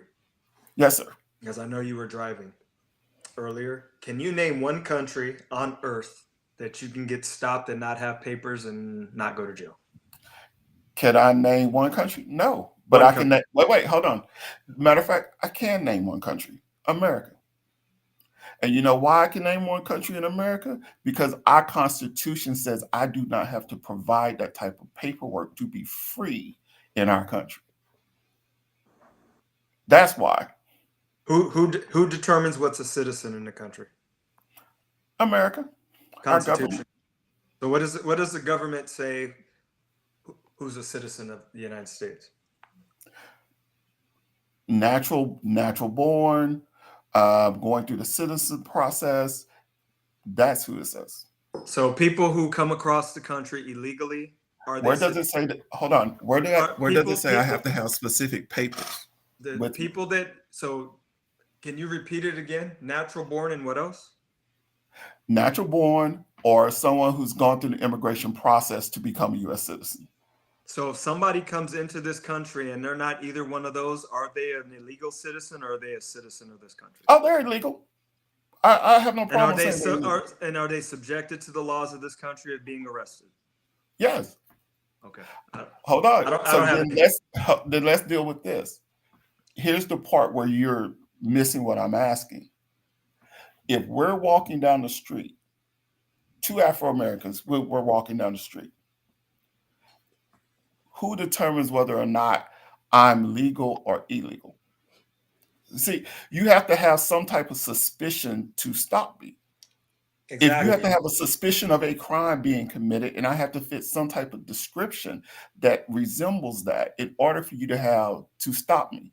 If two Hispanics are walking down the street, there is no crime that has been committed that you are necessarily suspected of that does not boil down to the fact that you are brown. Whether you're dressed in a suit or not. Would you agree that the law enforcement would have to develop what's called reasonable suspicion to make a stop? What would that be a reasonable suspicion be based on? We're walking down the street in Dallas, Texas, so you have no idea if I just crossed the border. Nathan, I asked you a question, brother, and you responded. I asked, what would it be based on? What would the initial, here's what I'm asking, what would the initial engagement by the police officer be based on? Well, that's subjective because every cop may be stopping somebody for something different. I can't answer that. Then that's the problem. See, that's the actual problem. Huh? If we're both standing there, you cannot pick out who's an illegal and who's not without basically interrogating everyone. And the question becomes, I think where you're off base, brother, is that's why you develop reasonable suspicion. I mean, I don't know what your background is, but I was in law enforcement for 15 years, and I got a couple of degrees on the wall there in that as well. And developing, you stop people, you talk to people all the time. You develop reasonable suspicion to detain people, right? This isn't just, hey, you have an accent or you're black, right? Even though we know that I know that you talk about certain things where, yeah, there were laws, stop and frisk, New York, but that's constitutional. That was used obviously for malicious intent, right? And my assumption is this. Do I err on the side of stopping people who should not be stopped? Or do I err on the side of letting one go through? That would be the question. Because matter of fact, let's think about remember Oklahoma, the Oklahoma City bombing? Yes. What was the fervor in America 3 days after that, those first 3 days? It was basically we should stop every brown Muslim that we could possibly put our hands on. That was the fervor behind that until they realized, what was it, Nichols is his name? Until they realized both of them was white. After that, you saw that fervor for stereotyping, going after, investigating those people move down because there was no way for them to be able to distinguish the good white people from the bad white people. There's no way to distinguish visually the good brown people from the illegal brown people, so to speak. And that's why you develop, and that's why you utilize reasonable suspicion. So I do work comp fraud investigations now, and I can tell you just from discussions with people, I can tell. And are you going to say how? I have probable cause to believe that some of the people, Susu, that I've dealt with, they're illegals just from in mere conversation. So it is very, very, very probable to develop a reasonable suspicion just based on a conversation with someone. You don't have to throw handcuffs on them. Something happens, you talk to them. Hey, you know what? Driver's license? Oh, I don't have one. Where do you live? I don't have a residence here. You start developing those type of things. Oh, you're in elite. You're not a citizen of this country. Go ahead, sir. And I agree with what you just said. You said something happens. My question is, hold on. My question is, and Suni, I see you raising your hand and all this, and I'm sorry to talk. I'll stop in a second. My problem is based on that. I said before you start your investigation, if all you have are two individuals standing, what is the suspicion that someone may be here illegal? You have, if they have not done anything physically to give you a reason to engage, you could be, what's the reason for the engagement? What's the reason for the initial engagement? And that is where I'm saying, if there's no other thing than the fact that they are brown and you suspect they may have walked over the border a day ago or 2 days ago, what you're basing your conversation on, your decision on, is the fact they're both brown. If you don't know for sure they came over the border, you're basing it on they're both brown. If they have done nothing, if they're standing outside of a store drinking a soda. So, and again, just real quick, I know you want to go. I think what's happening, and this is the conflation that Stephen A. Smith was doing. There's a difference between stopping two Hispanics in Macy's in comparison to maybe stopping some people that may be a mile or so away from the border, right? Because I don't think that, and LaDale, I don't know. I know a lot of cops, but I'm struggling that law enforcement are just going to be driving around and just randomly just stopping Hispanic people in certain areas, like I said, at the mall and stuff like that, saying, "Let me see your papers." Go ahead, Susan. But sir, we would have no idea if there's no control mechanisms in place to provide us with data that could be analyzed to see if that is just happening. Go ahead, Suni. Well, you said what I was going to say. We're making the assumption that you're making the indictment that cops are going to be going out of their way to stop anyone who's brown. This is not a racial issue. And we keep making it racial as blacks because we want to attach racial profiling. Number one, if you fit the description and you just so happen to be black, guess what? You fit the description. If it ain't you, hand your ID. Yes, sir. No, sir. Thank you, sir. Have a good day. Why do we have to complicate so much, attach so much emotions and feelings to it, when clearly they're going to be stopping anyone who has either been suspected of coming over the border or you are in the vicinity? And if you are in the vicinity, then you put yourself in the position, in a predicament to even be stopped. And if you are stopped, here you go, sir. Here's my ID. If you ain't got nothing to hide, why give attitude and emotion behind any of this? It's not about race. Okay, then if we use that logic, why don't we register guns? No, you're moving the goalposts. We specifically talking about illegal immigration. That has nothing to do with guns, bro. I am comparing the no, man. Can just for the sake of conversation, can you respond to my comment? You're moving the goalposts to guns when we're not discussing guns. Hold on. I'm not moving the goalposts at all. I'm applying the exact same logic. If you have done nothing wrong, why should you have to register your gun? If I have done nothing wrong, why should I have to be subjected to a stop by a police officer? Wow. Can I have my statement responded to? We're not talking about weapons, sir. We're talking about illegal immigrations. And every example that I just gave you, you have not responded to. You decided to then say, well, what about guns? We don't do whataboutisms. Address my comment. Your comment, okay. There's a really easy answer to your question about the guns. I understand that you're trying to make a logical comparison, but there's nothing in the Constitution about stop and frisk, racial profiling, or any of the things that you're speculating may take place. But in the Constitution, it clearly establishes that the people shall have the right to bear arms. And if you were to try to Well, we You may need to have a search different and seizure. we may have a difference of interpretation on what the Second Amendment says. I know that tends to be the case. No. Hold on. I'm not an anti-gun people, so don't bring that. I'm just talking No, about the I logic didn't of make the I argument. didn't make that implication at all. I am, and all I'm saying is this: if I'm a mile from the border or 100 miles from the border, my rights are the same.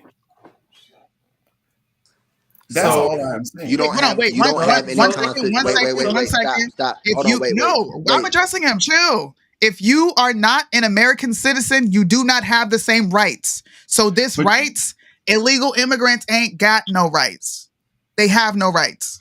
oh my God. So Yes, nothing's being wait, violated. hold on. Yes, they So do. real, Because real under a quick. law enforcement standpoint, you still have to Mirandize those illegals.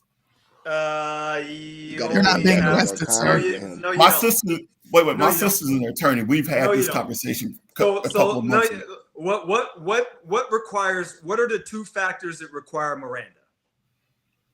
That you're being placed under arrest with being able to know that you have the right to remain silent in that process. If I You don't stop have to Miranda. somebody, let me ask you this: if I stop somebody on suspicion, No, you do not have to Mirandize me because I'm okay. not being placed under arrest at that So point. why'd you even bring up Miranda? I am saying this because what Suni was just saying, illegals have no rights. And we Mirandize illegals in this country when they're arrested. Do we not? Do we So not? I wanted to address something because we're getting. So you said that if you're a mile from the border, so you don't believe. So say that there was a residential burglary that just occurred, and you are walking away. Say that you're 100 feet or so away from this residence. You don't think that an officer has the right to No, stop you and absolutely have detain the you? right. You have the absolute right. I didn't say that. That was not the logic of my argument. But I'm using the same thing because it said it doesn't matter if you're a mile away from walking away from the border. Did he not say that, LaDale? Yes, that's correct. So if you were walking or in vicinity of the border, it is the same correlation as if you were walking away or around the scene of the crime. An officer absolutely has enough reasonable suspicion to detain you to see if you have anything to do with that crime. There's no difference.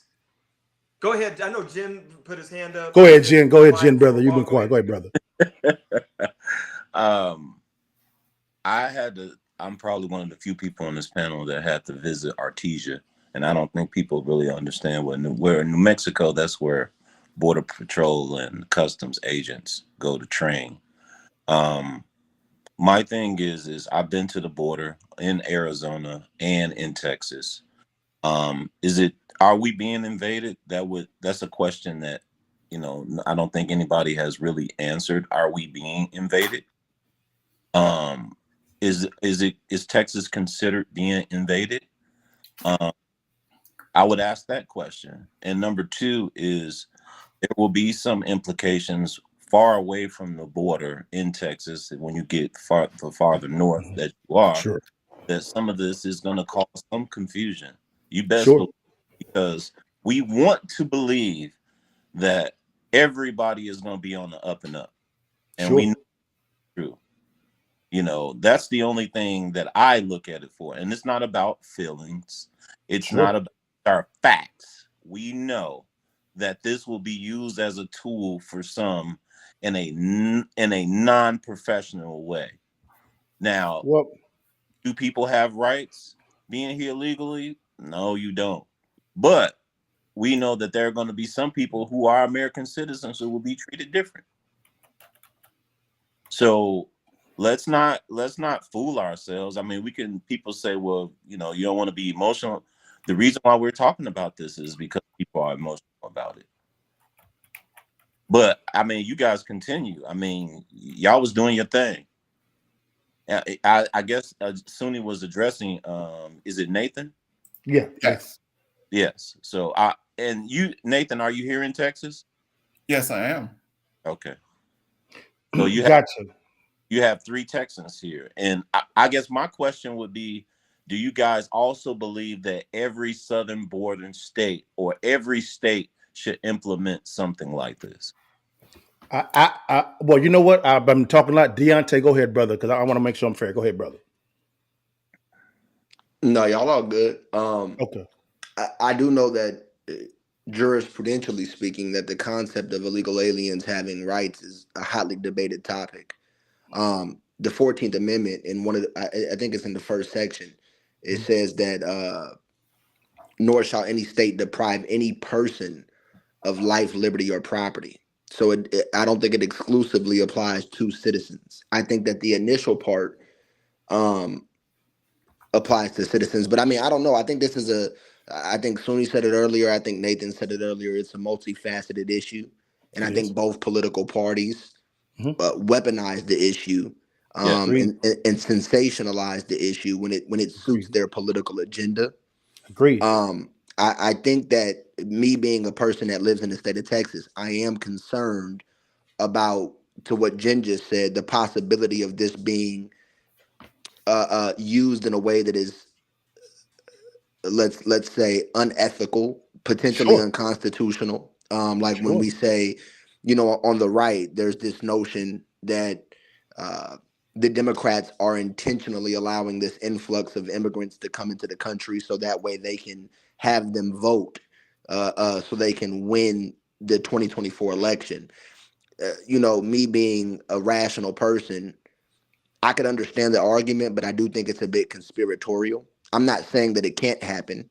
I'm not Sure. saying that it won't happen. I just think that uh, I err on the side of caution in the sense that I consider it a possibility, but I also think about the complexity of something like that. If Sure. we're talking about people who don't speak English, they've never participated in an American election before. I mean, unless they're going to be uh, facilitated by bad actors to go to the booths and vote, and then we would just be assuming that nobody at any of these booths nationwide would say, "Hey, like," and this is why I am personally in support of things like voter ID, right? Because I think Mhm. these are simple solutions to, mitigating potentially devious behaviors, right? Sure. And so, if you're an American citizen and you want to vote, you should have an ID, and that it's just that simple.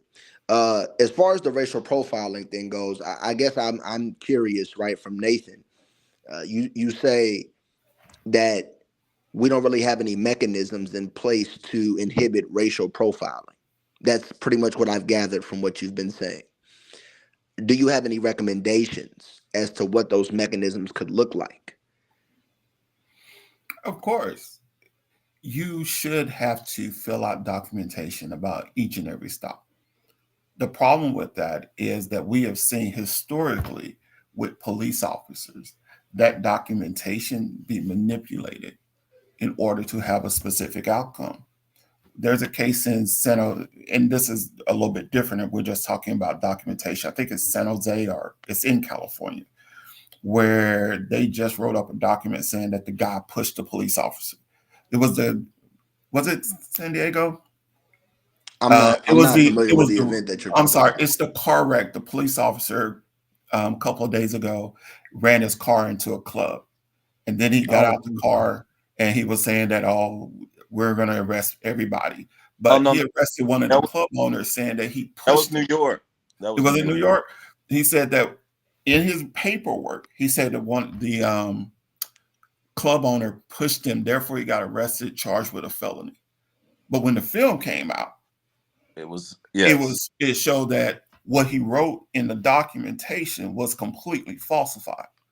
This And is all I'm saying is there has to be the mechanism of documenting who you contact and why you So contact, so as so well with the documentation to validate that is correct. can I piggyback on this real quick? So we I were still under do a want to ask him a we question to go. sorry, my Go bad, ahead. D. I just wanted to No, piggyback on you this good. because Go ahead, sis. we You we good. were we were we were under a consent decree back several years ago when I first started on the department. The issue with the documentation, D, that he's saying, say that the area that I worked is predominantly Black and Hispanic. When we run my numbers, LaDale, Suni, Deontay, Nate, my stops are going to say that I stopped nothing but Black people, nothing but Hispanic people. because of the area I'm working. So we have to be careful of that.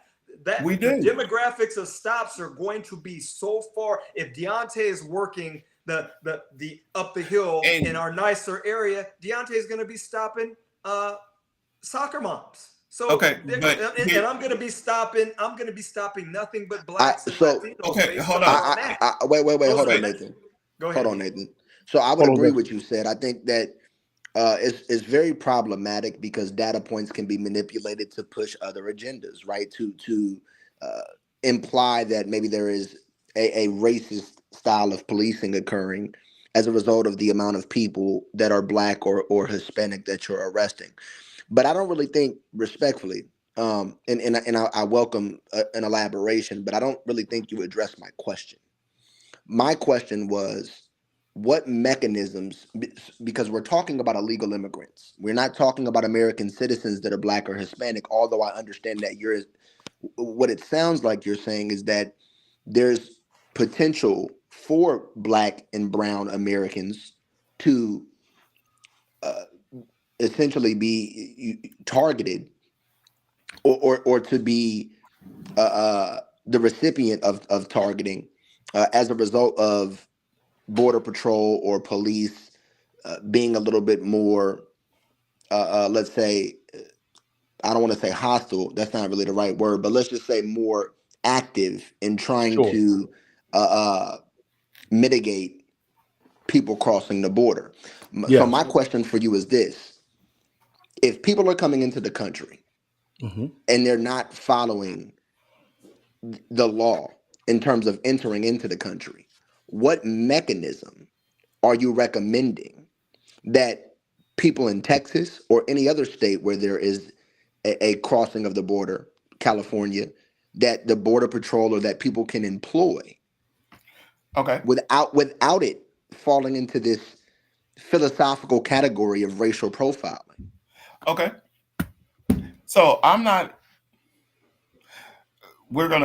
leave out the racial profiling for this No, but that's piece. no. Hold on. For just this piece, in terms of mechanisms for enforcing at the border, I think the very first thing you need to do is to have more border patrol agents. That's when I said at the beginning, this was about funding. At the very first stop, at the very first point, you have to have more border control agents.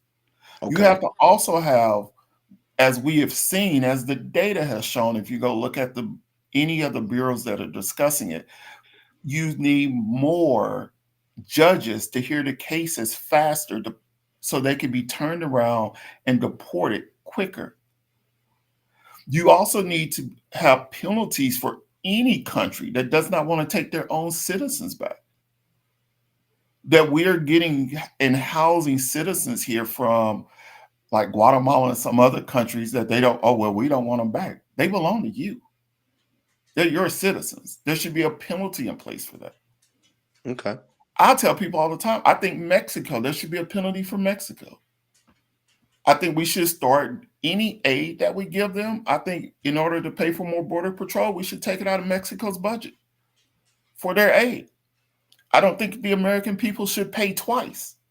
We should not give funds to Mexico and then have to fund for social programs, illegal immigrants in our country for food stamps or whatever it may be. I'm not saying be inhumane. I'm not saying any of that. I'm just saying there are mechanisms and there are ways that we can start putting policies in place so that not only does the American people feel it, but these countries that are south of us feel it as well. And I think it's a multifaceted approach that we have to take in order to address the issue. And we keep trying to boil it down to one or two things, and I think it's way more complex than that. So I agree with you. I think it is a very complex issue, and I actually thank you for elaborating on some mechanisms. I agree pretty much with everything you just said, except the funding part. So, call me a lot of names will get thrown out there. Libertarian. I'm very pro-capitalist, kind of Austrian school of thought.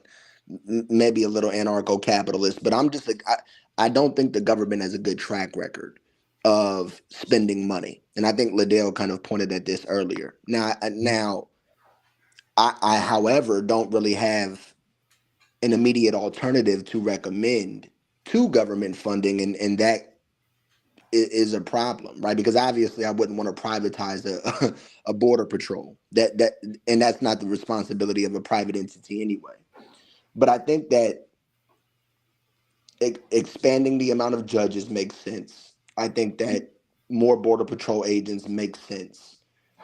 I guess where I'm oscillating back and forth is on whether the state should have the responsibility to handle immigration or the federal government. And I don't know. I know the Constitution and currently the Supreme Court establishes that it is the federal jurisdiction to handle immigration. But I think that when you have a state like Texas that is kind of going through an exclusive situation, right, because of its position in the country and the influx of immigrants coming into this particular state, it kind of begs the question: does there need to be a modification to the federal laws?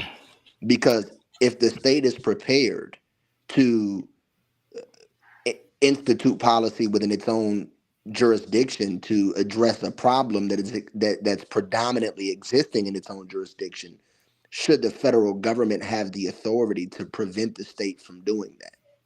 The question really, to me, is not necessarily should the federal government have the authority.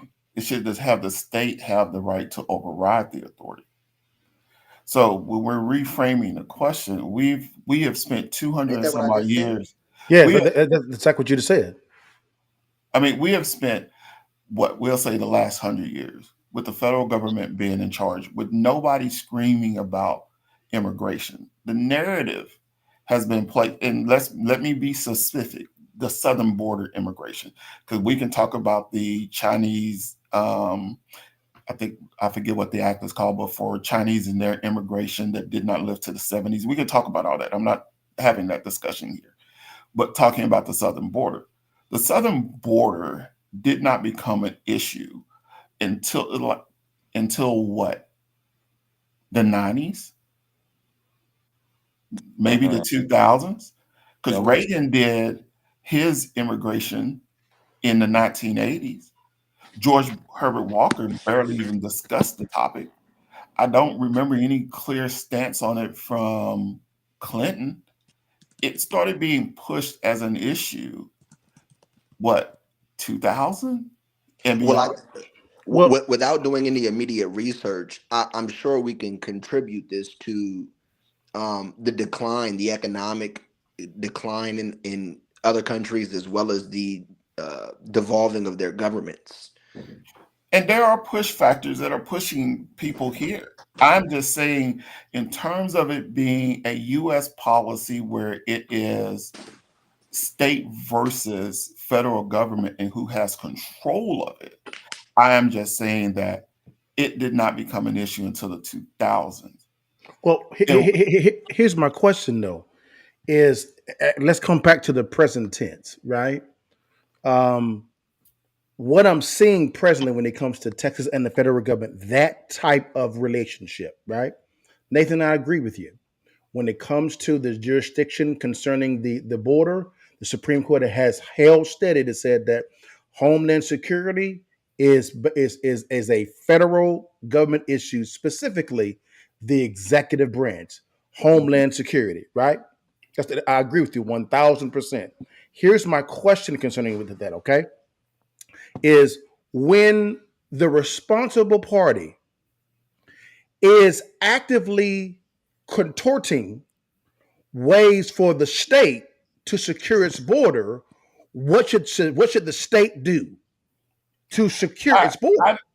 I don't necessarily, with all the issues with some of the Biden policy, not Biden, the Biden policy. No, that might have actually been fairly accurate. I have my own issues. I'm not talking about that. What I'm talking about is this. I listen to these conversations with people, Sure. And you want to have a constitution, but you only want it when it fits your.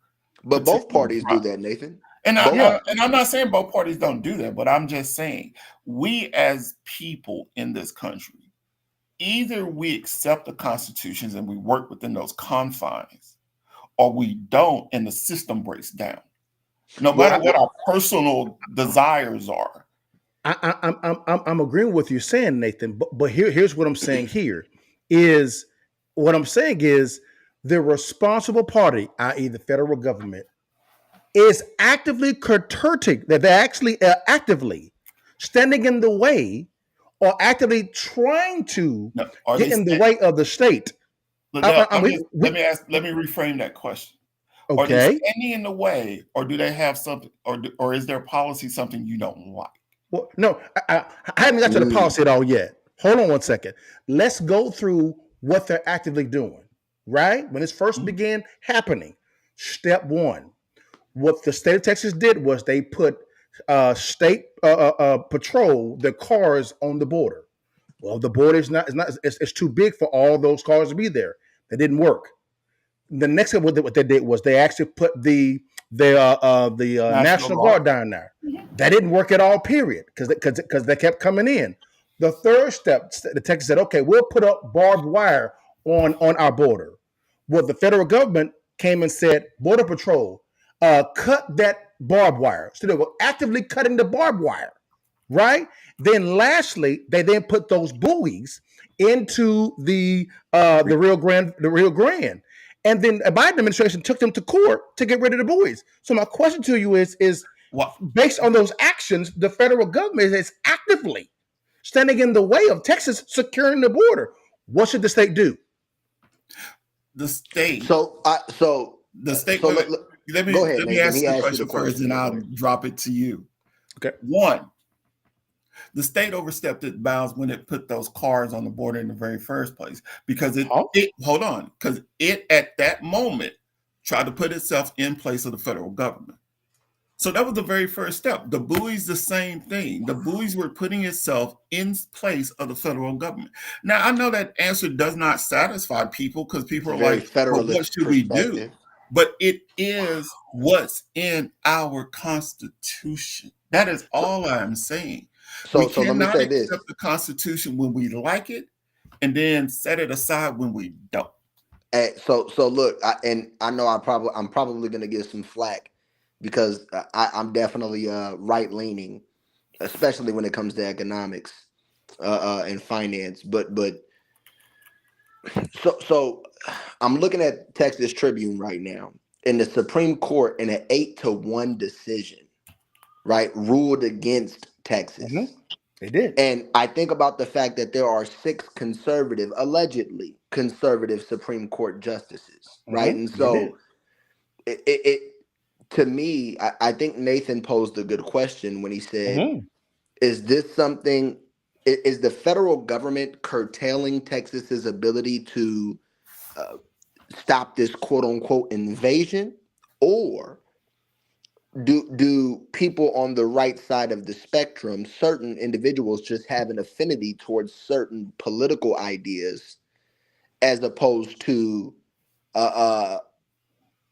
what is actually taking place? And are we being selective with what parts of the Constitution that we want to use when it suits our political agenda? Because here's what I will say.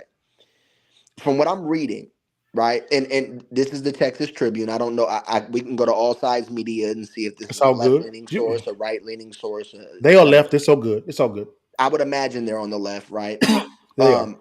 Now, it says that Texas and Louisiana sued after the Biden administration told immigration agents to focus on deporting undocumented immigrants who are convicted of felonies or pose risk to public safety. Now, here's what's interesting. I would like to know, and I have to read further, what are the criteria that they're evaluating to determine if somebody poses a risk or has a felony, considering that they are not American citizens. Now, maybe if they have felonies here, right, then that's different. But I don't know. I find that a little bit hypocritical of the left. and rather not hypocritical, but oppositional to what you're saying, Nathan, in the sense of uh, putting in mechanisms to inhibit racial profiling. But then I also think this, right? How do we on the right LaDale said, Sunni, how do we look at immigrants that are fleeing other countries, that are refugees from very unstable places in political turmoil, right? Where they have little to no economic freedom, no Okay. upward mobility, social mobility, right? They don't really have a strong set of rights that are being protected by their corrupt governance. If they're Sure. not criminals, should we welcome them in with open arms? That like and these are the ideas that I'm thinking about. I mean, I'm not saying I'm right here. I'm simply saying that I see both sides' points. I can Sure. see how taking this approach where you're just you're labeling something an invasion, which is that's very triggering rhetoric, right? That's designed to that's pulling at the heartstrings, just like the left does. You're calling it Mhm. an invasion, but I'm not. Where's the invasion actually happening? When I think invasion, I think a war.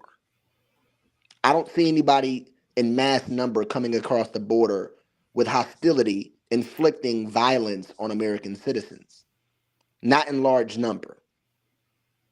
It's not happening. So do we need to define invasion now? Mhm. Is that where we've gotten to? It's not Mhm. about getting to defining It invasion. is. It is This is about semantics now because now no, it I don't. gets subjective into what everyone thinks about the word invasion. It doesn't Well, really it doesn't matter. meet the constitutional perspective. The Supreme Court wouldn't agree that it's an invasion. The six conservative judges wouldn't consider it an invasion. The federal government doesn't consider it an invasion because they would have declared war. Okay. Yeah, and Texas doesn't have it. A lot of guys were like, like right now, Arizona is being bombarded much more than Texas. I mean, Arizona is catching, like they say, it's catching hell. I, regardless of all of that, I think that it's an interesting subject. It's going to heat up the closer we get towards March. Do I believe there's some politics playing in? You bet your ass. But Here's my go ahead, Jim. My bad, Jim. Go ahead, Jim. but I also believe, because people will say, our beloved Lieutenant Governor Jim Paxton has had his own problems. So I believe that, people are going to be using this as a tool for good and bad. As Sonny said earlier, both sides are doing what they think is going to benefit them. I believe that you're going to have to give police officers more training. When you go to Artesia, you spent almost 6 months learning about immigration laws and all that. So you have to learn all those things. So is Texas going to give these officers more training? Are we going to give some of these police departments more funding? Or are we just going to say, hey, are they going to be allowed to get in the Department of Homeland Security database?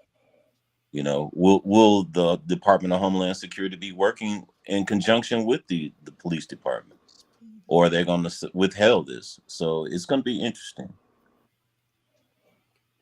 I would say this here. Thank you guys for your time. And this has been a good, healthy discussion, right? Not a debate, a discussion. And I would like an answer either tonight or sometime soon of is what should Texas do? Because right now, and I can say Arizona, they're getting overflow with 15,000 plus per day. Yes. And what's happening is the federal government right now is allowing that to happen because that's their responsibility per the Constitution. Right. What should Texas do and Arizona to protect their border? I think that if the right and moderate Democrats thinks that this is an invasion, then they need to be working to put the army or the military on the southern border. I mean, it's that simple. If it's an invasion, put the military down there.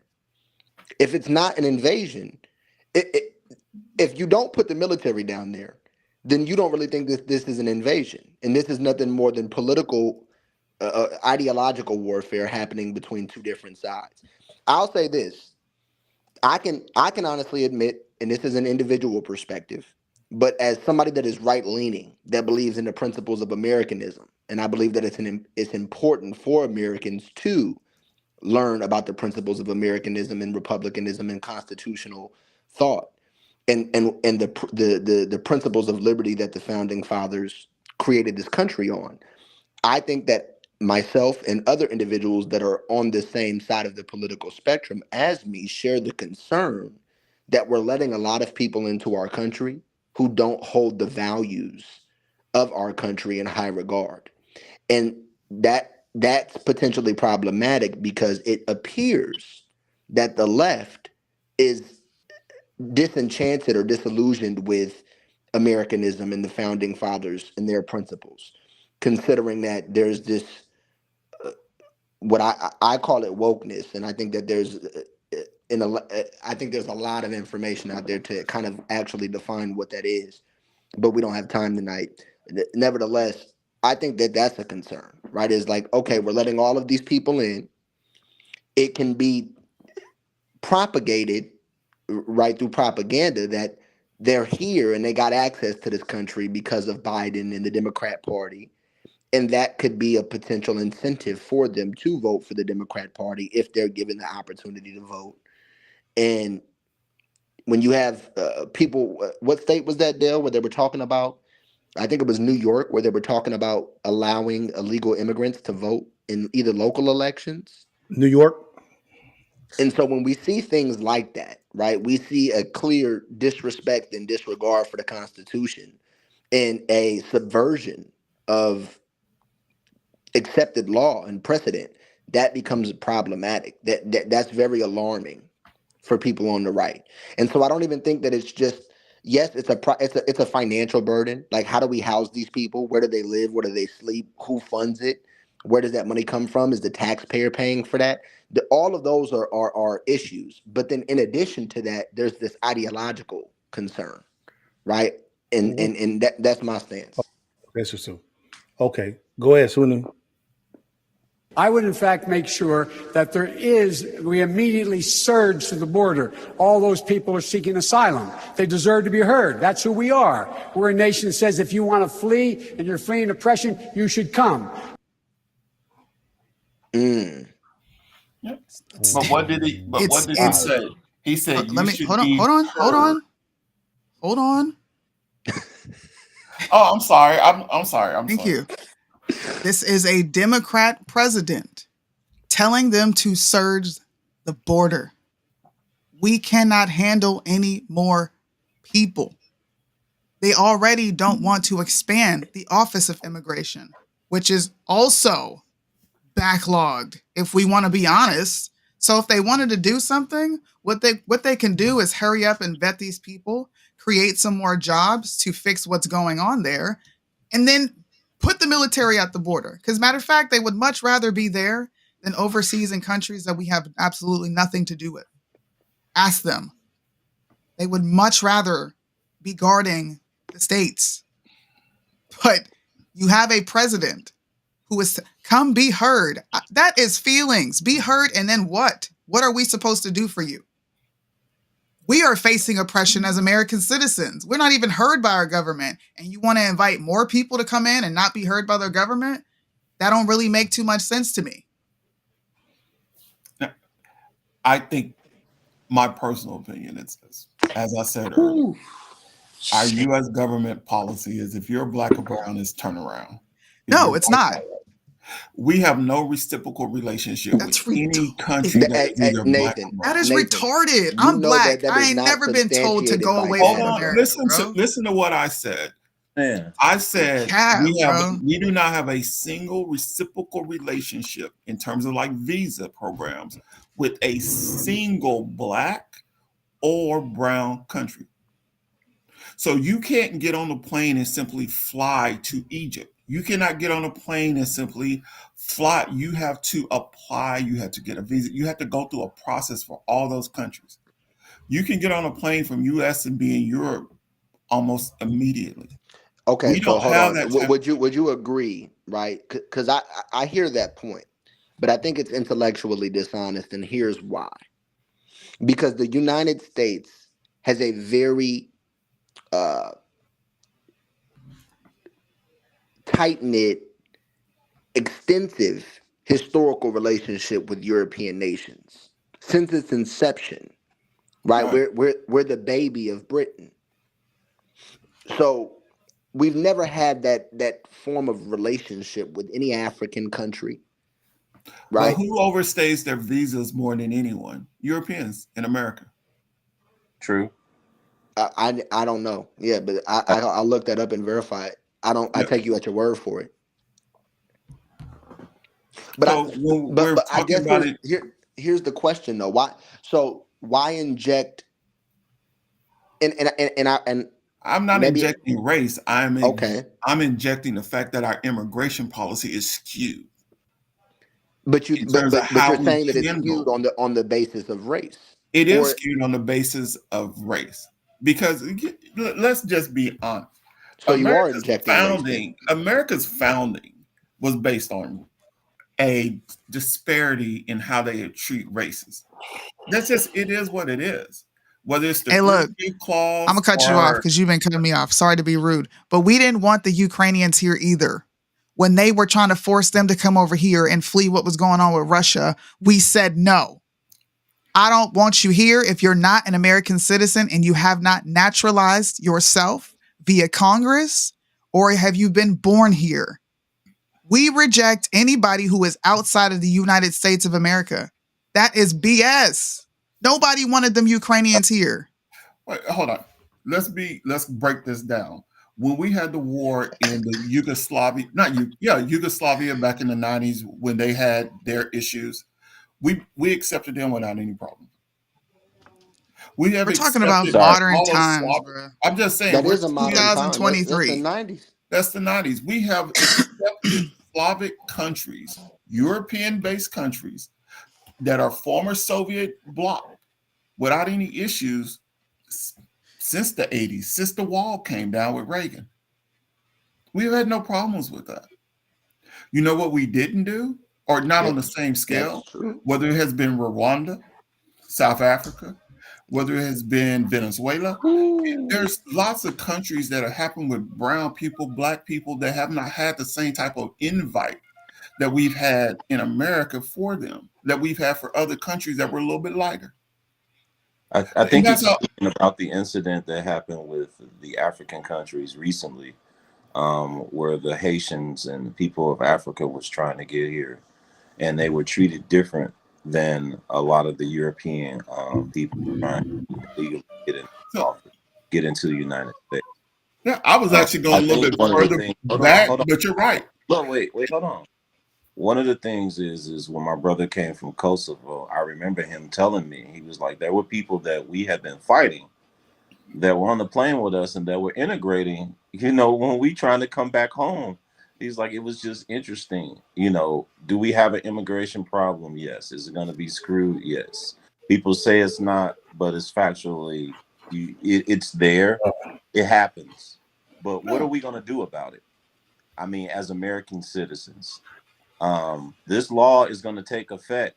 Anybody in Texas knows this, and LaDale knows this. This law will take effect March 1st, and we'll just have to deal with it. And we have to see, will other states implement these type of laws, or will the federal government get involved?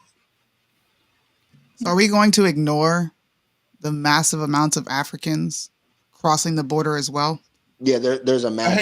They're I'm glad. not I'm being glad. treated wrong, bro. Like I We're can't not. sit here and listen to this. We're not. They're coming talking into this about. country and they're being accepted. What are you talking about? Sunni, I don't think you really listening, because when you go to Well, I listen fine.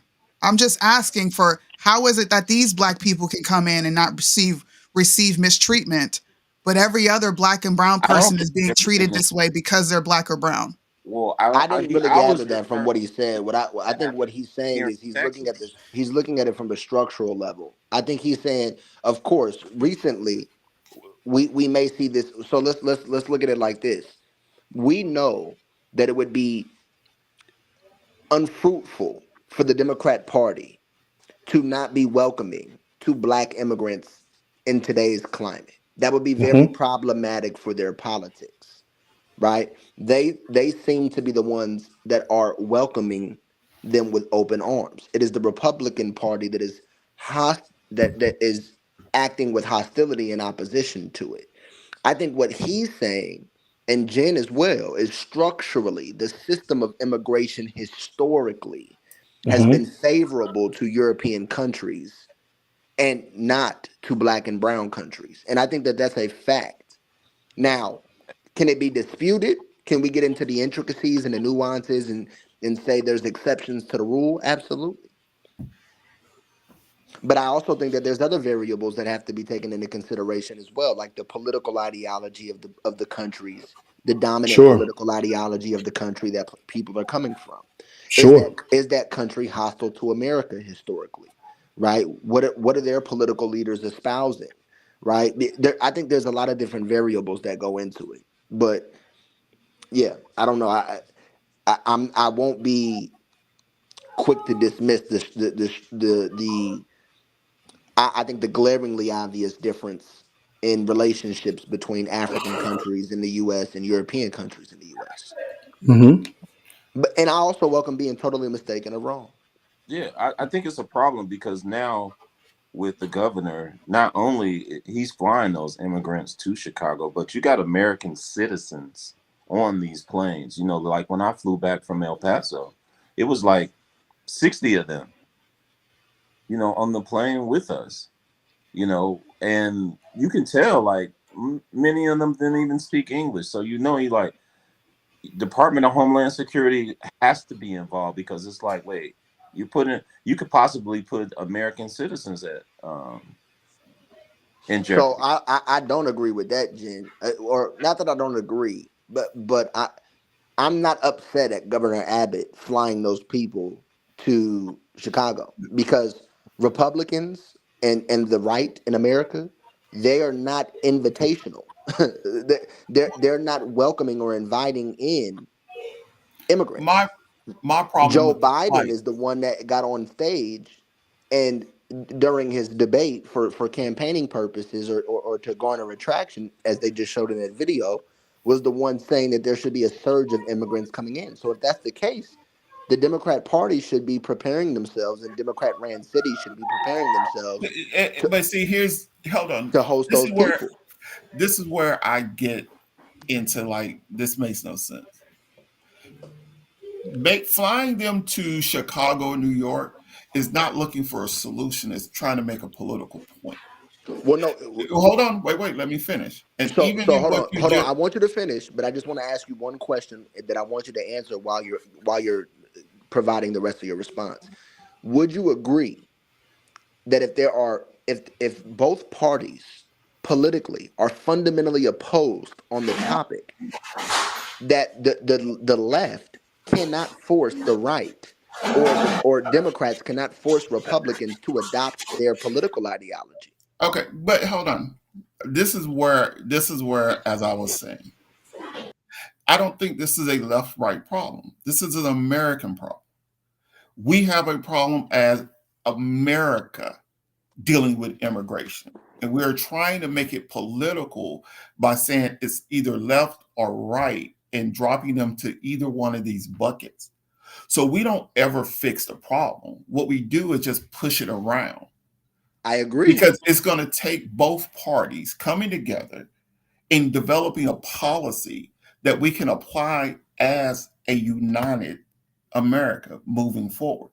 And what we're doing is splitting this conversation and say, "Oh, well, the right things like this, or the left." But see, I think that and I hear you, but I think that I believe in realism, right? Like real politics. I think that we have to recognize that this left-right dichotomy is real. It's not It's not intangible. It's Well, not fabricated. It's not philosophical. It's real. well, The right has a completely different outlook and vision for And what they're a going to have, military. and the right is going to have to take steps towards the Democrats, and the Democrats are going to have to take steps towards the right. That's just the reality of the situation, or it's never going to get fixed. That's why it has not been fixed since Reagan, who simply did it, and it was pissed off a little bit of people on both sides. go ahead, Susu. How can we do that when you are off the top rejecting something because you don't like it? I'm rejecting something, not that I don't like it. I just said the wrong people are enforcing the policy. That's what I have said this entire time. I've said that this realm of what we're discussing belongs to the federal government and not Texas. That's all I've ever Well, said in this conversation. well, if that is the That's not case, true. because what you're saying is that Texas stepped their boundaries when it came to enforcing the border, and all the Yes, examples that I gave. Okay, so what you're saying is that whole thing is strictly on the federal government, and yes, they are allowing this to actually happen in some form or fashion because it's their responsibility. yes, But because they don't then, have enough resources. Wait a minute.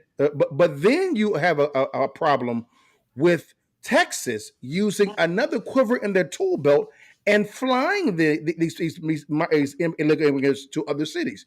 You said you have a problem with that too. So I have to ask the question, Nate, what should Texas do? Hold on. As I said, my problem was not that he flew them. I am saying he did it for a political stunt and not necessarily because if it was, hold on, if it was a coordinated effort by 50 states, we could absorb 12,000 people. I mean, we could put 1,000 people in every city. That would basically be a train stop. We could absorb them as a country. Not saying we should. I'm saying we could.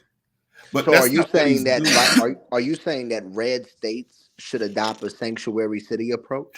I am saying that red states and blue states need to work together so that states like Texas and Arizona are not overran. But hold on one second. Hold on. And I am saying that the federal government needs to apply more resources at the border so we could address getting these people turned around and sent back as quickly as possible. But the federal Nate, government is not doing that. And thank you. and the federal government can only spend money that has been allocated by Congress. So who is in control of Congress? The Republican Party is. And what did they just do? Hey, Wow. I'm tapping out because I called this from jump. I'm tapping out. No, I'm speaking purely facts. This is why we do this. Hold on. Wait. Do the Republicans have the majority? As if it's not Democrats and Republicans effectively blocking progressive. Nate. I'm a George Bush. Nate. In Biden's first 2 years, who actually had the House? Yes, you're right. Biden's first 2 years, just like Obama's first 2 years. So hold on. So hold on 1 second. By your logic, why didn't the Democrats pass the laws? They had both the House and the Senate. But we're saying don't the Democrat Party have the Senate majority right now? Yes. Yes. The upper house. That's why I called Cap. Because the lower house is the house that appropriates money. Can I call Cap on what else you said real quick before I go? You said you're okay with what Texas is doing, but you believe they shouldn't be doing it, but the federal level should be doing it, correct? I said I don't have a problem with I said I have problems with the policy. I said the wrong people are enforcing it, yes. So you don't have a problem with hold on. You don't have a problem with the policy, but the wrong people are enforcing it. Am I hearing you correctly? Locking people up who come over illegally? I don't have a problem with that. Don't do that. Just answer my question. Yeah, I don't have a problem with that. So you're okay. Illegal. So I'm going to leave this conversation with this thought in my mind. You're okay with the federal government practicing racial profiling because it shouldn't be done at a state level. I'm done. Nope. You said you're okay with the policy, sir.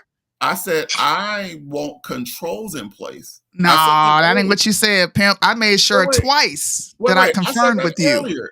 The problem is he did say the control mechanisms thing earlier, Suni. He did say that.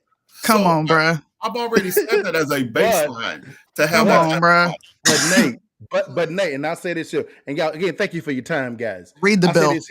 I'll say this here. I'm about to. I have it. You are saying that you wanting the Republicans and the Democrats, red and blue states, to kind of work together when it comes to this, right? So Yes.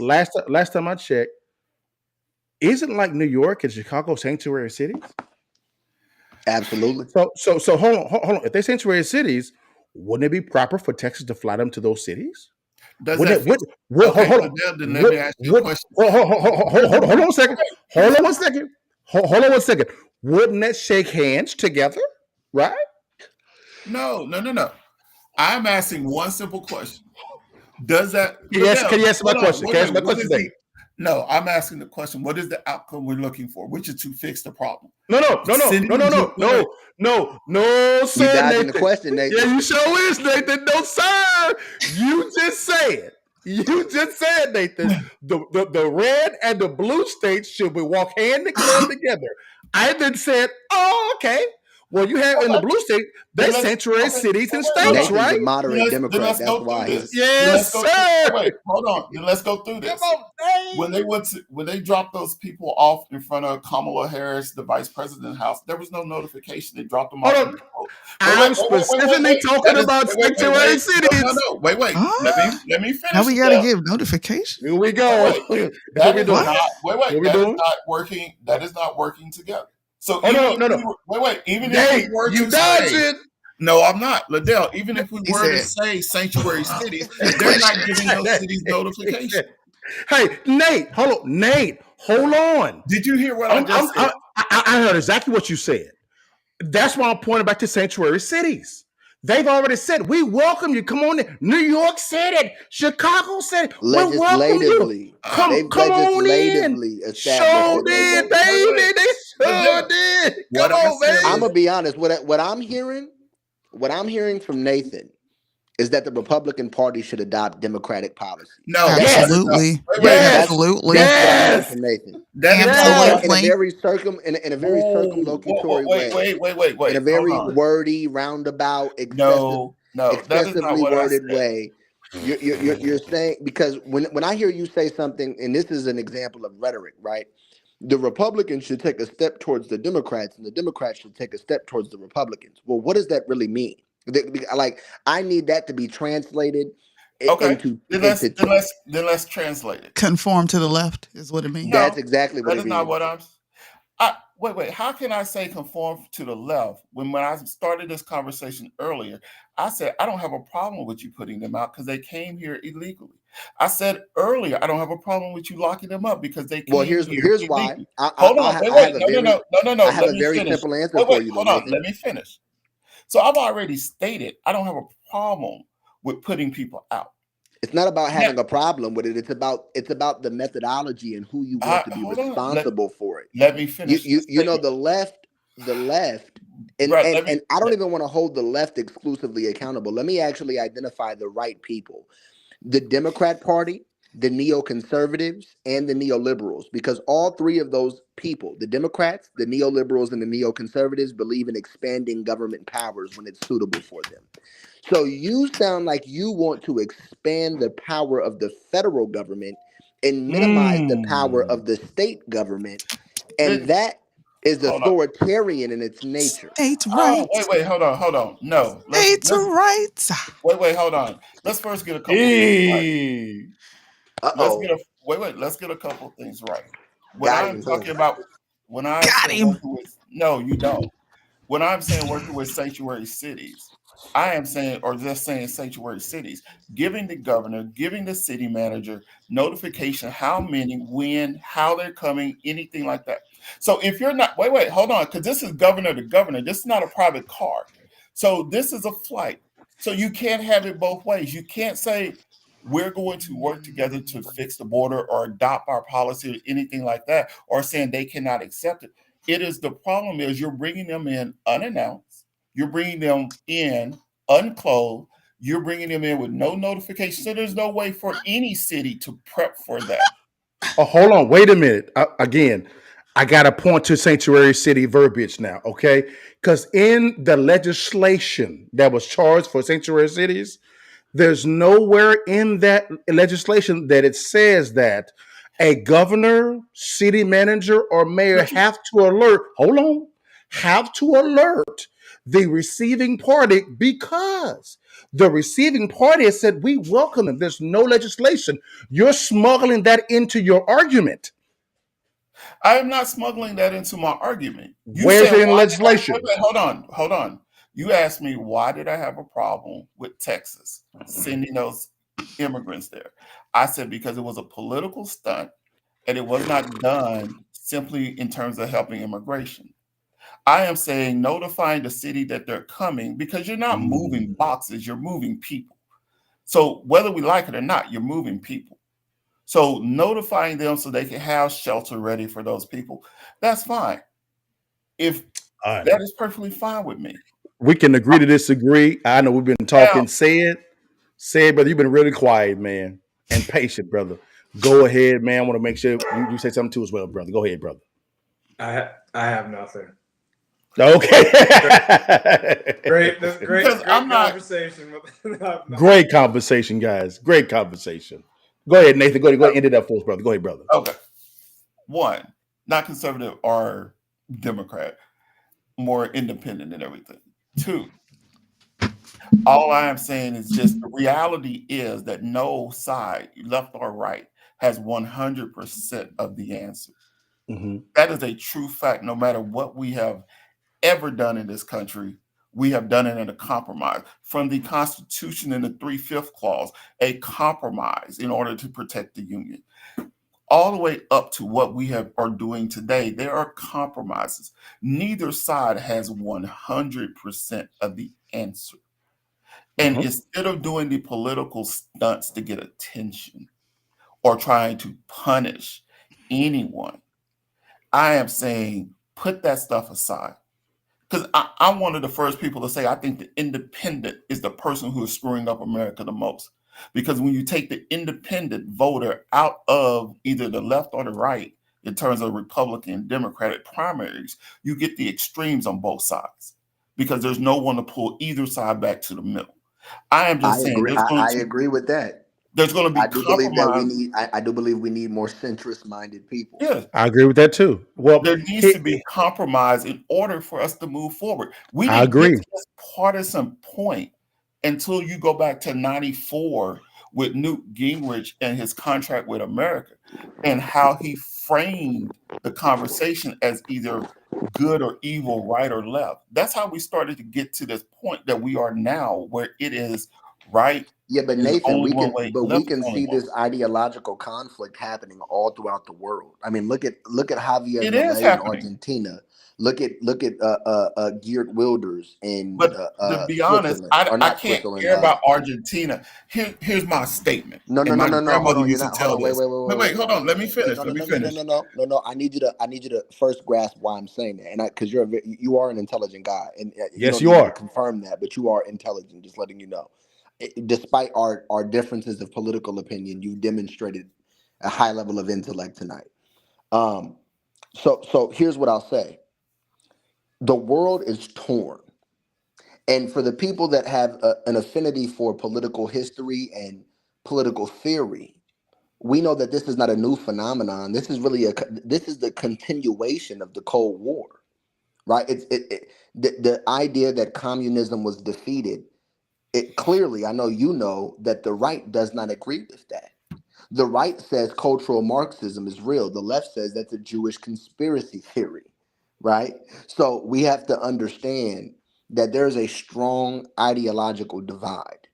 And I do agree that when we allow the loudest voices in the room, which are typically extremists on both sides of the political spectrum, to be the dominating voices, we tend to get away from reason, right? So I can respect this idea of we need to meet in the middle. But I also think that there is, for me, the reason why I struggle to meet with people on the other side of the political spectrum is because I see a severe lack of common sense on the left that I don't see on the right. I think the right is reactionary, as it is historically. That's what the right is. They're reactionaries. The left is radical. I think radicalism is a little bit more concerning because the left seems to want to completely deconstruct what America is supposed to be. The right seems to want to intensify what they believe that America was supposed to be based on the perception of the founding fathers. The question is who is presenting a political ideology and a vision for America that is more in alignment with the founding fathers' principles. I would say that is a great place, man, to end this. We've been on this thing for 2 hours and 35 minutes. And I'm married with kids. And so my wife is asleep, and my kid is upstairs talking to her friends. So, hey, brother, my wife is not asleep, and my kids is like, bruh. So I like peace in my crib. I would say, guys, thank you so much for your time. Said, always a pleasure. Susu, always a pleasure. Nathan, man, you're a very intelligent brother, man. You're very knowledgeable, man. Thank you for your time, brother. And Deontay, man, always a pleasure, brother, man. Wealth of wisdom, man, guys. This was healthy. We should do this again on a different topic. These are the type of discussions that a lot of our politicians should be having and reasoning together. And kind of sitting down and going back and forth through debate and talking. But we know where that goes from. So, guys, thank you so much for your time. Does anybody want to say anything else before we get off? LaDale, what part of Texas are you in? I am in Plano, Texas, brother. Bro, we need to actually meet in person. I am in Garland. Oh, word? Man, I actually went to Garland Lakeview High School, man. So I'm I ain't too far. Let's all link up and get man. Let's link up. Man. Let's do it, man, Nathan, man. I'll be in Texas February. Don't forget that, fellas. Man, I'm for sure pulling up on you, Said. Got you. Got you, guys. This was good, man, guys. Thank you so much for your time. God bless you guys, man. Y'all have a good night. You know how I always end it before you leave while you can. Take that damn picture for your mom and them and holler at your partner, guys. Thanks for your time, guys. All right, y'all. All right, y'all. All right, God bless. Peace. God bless.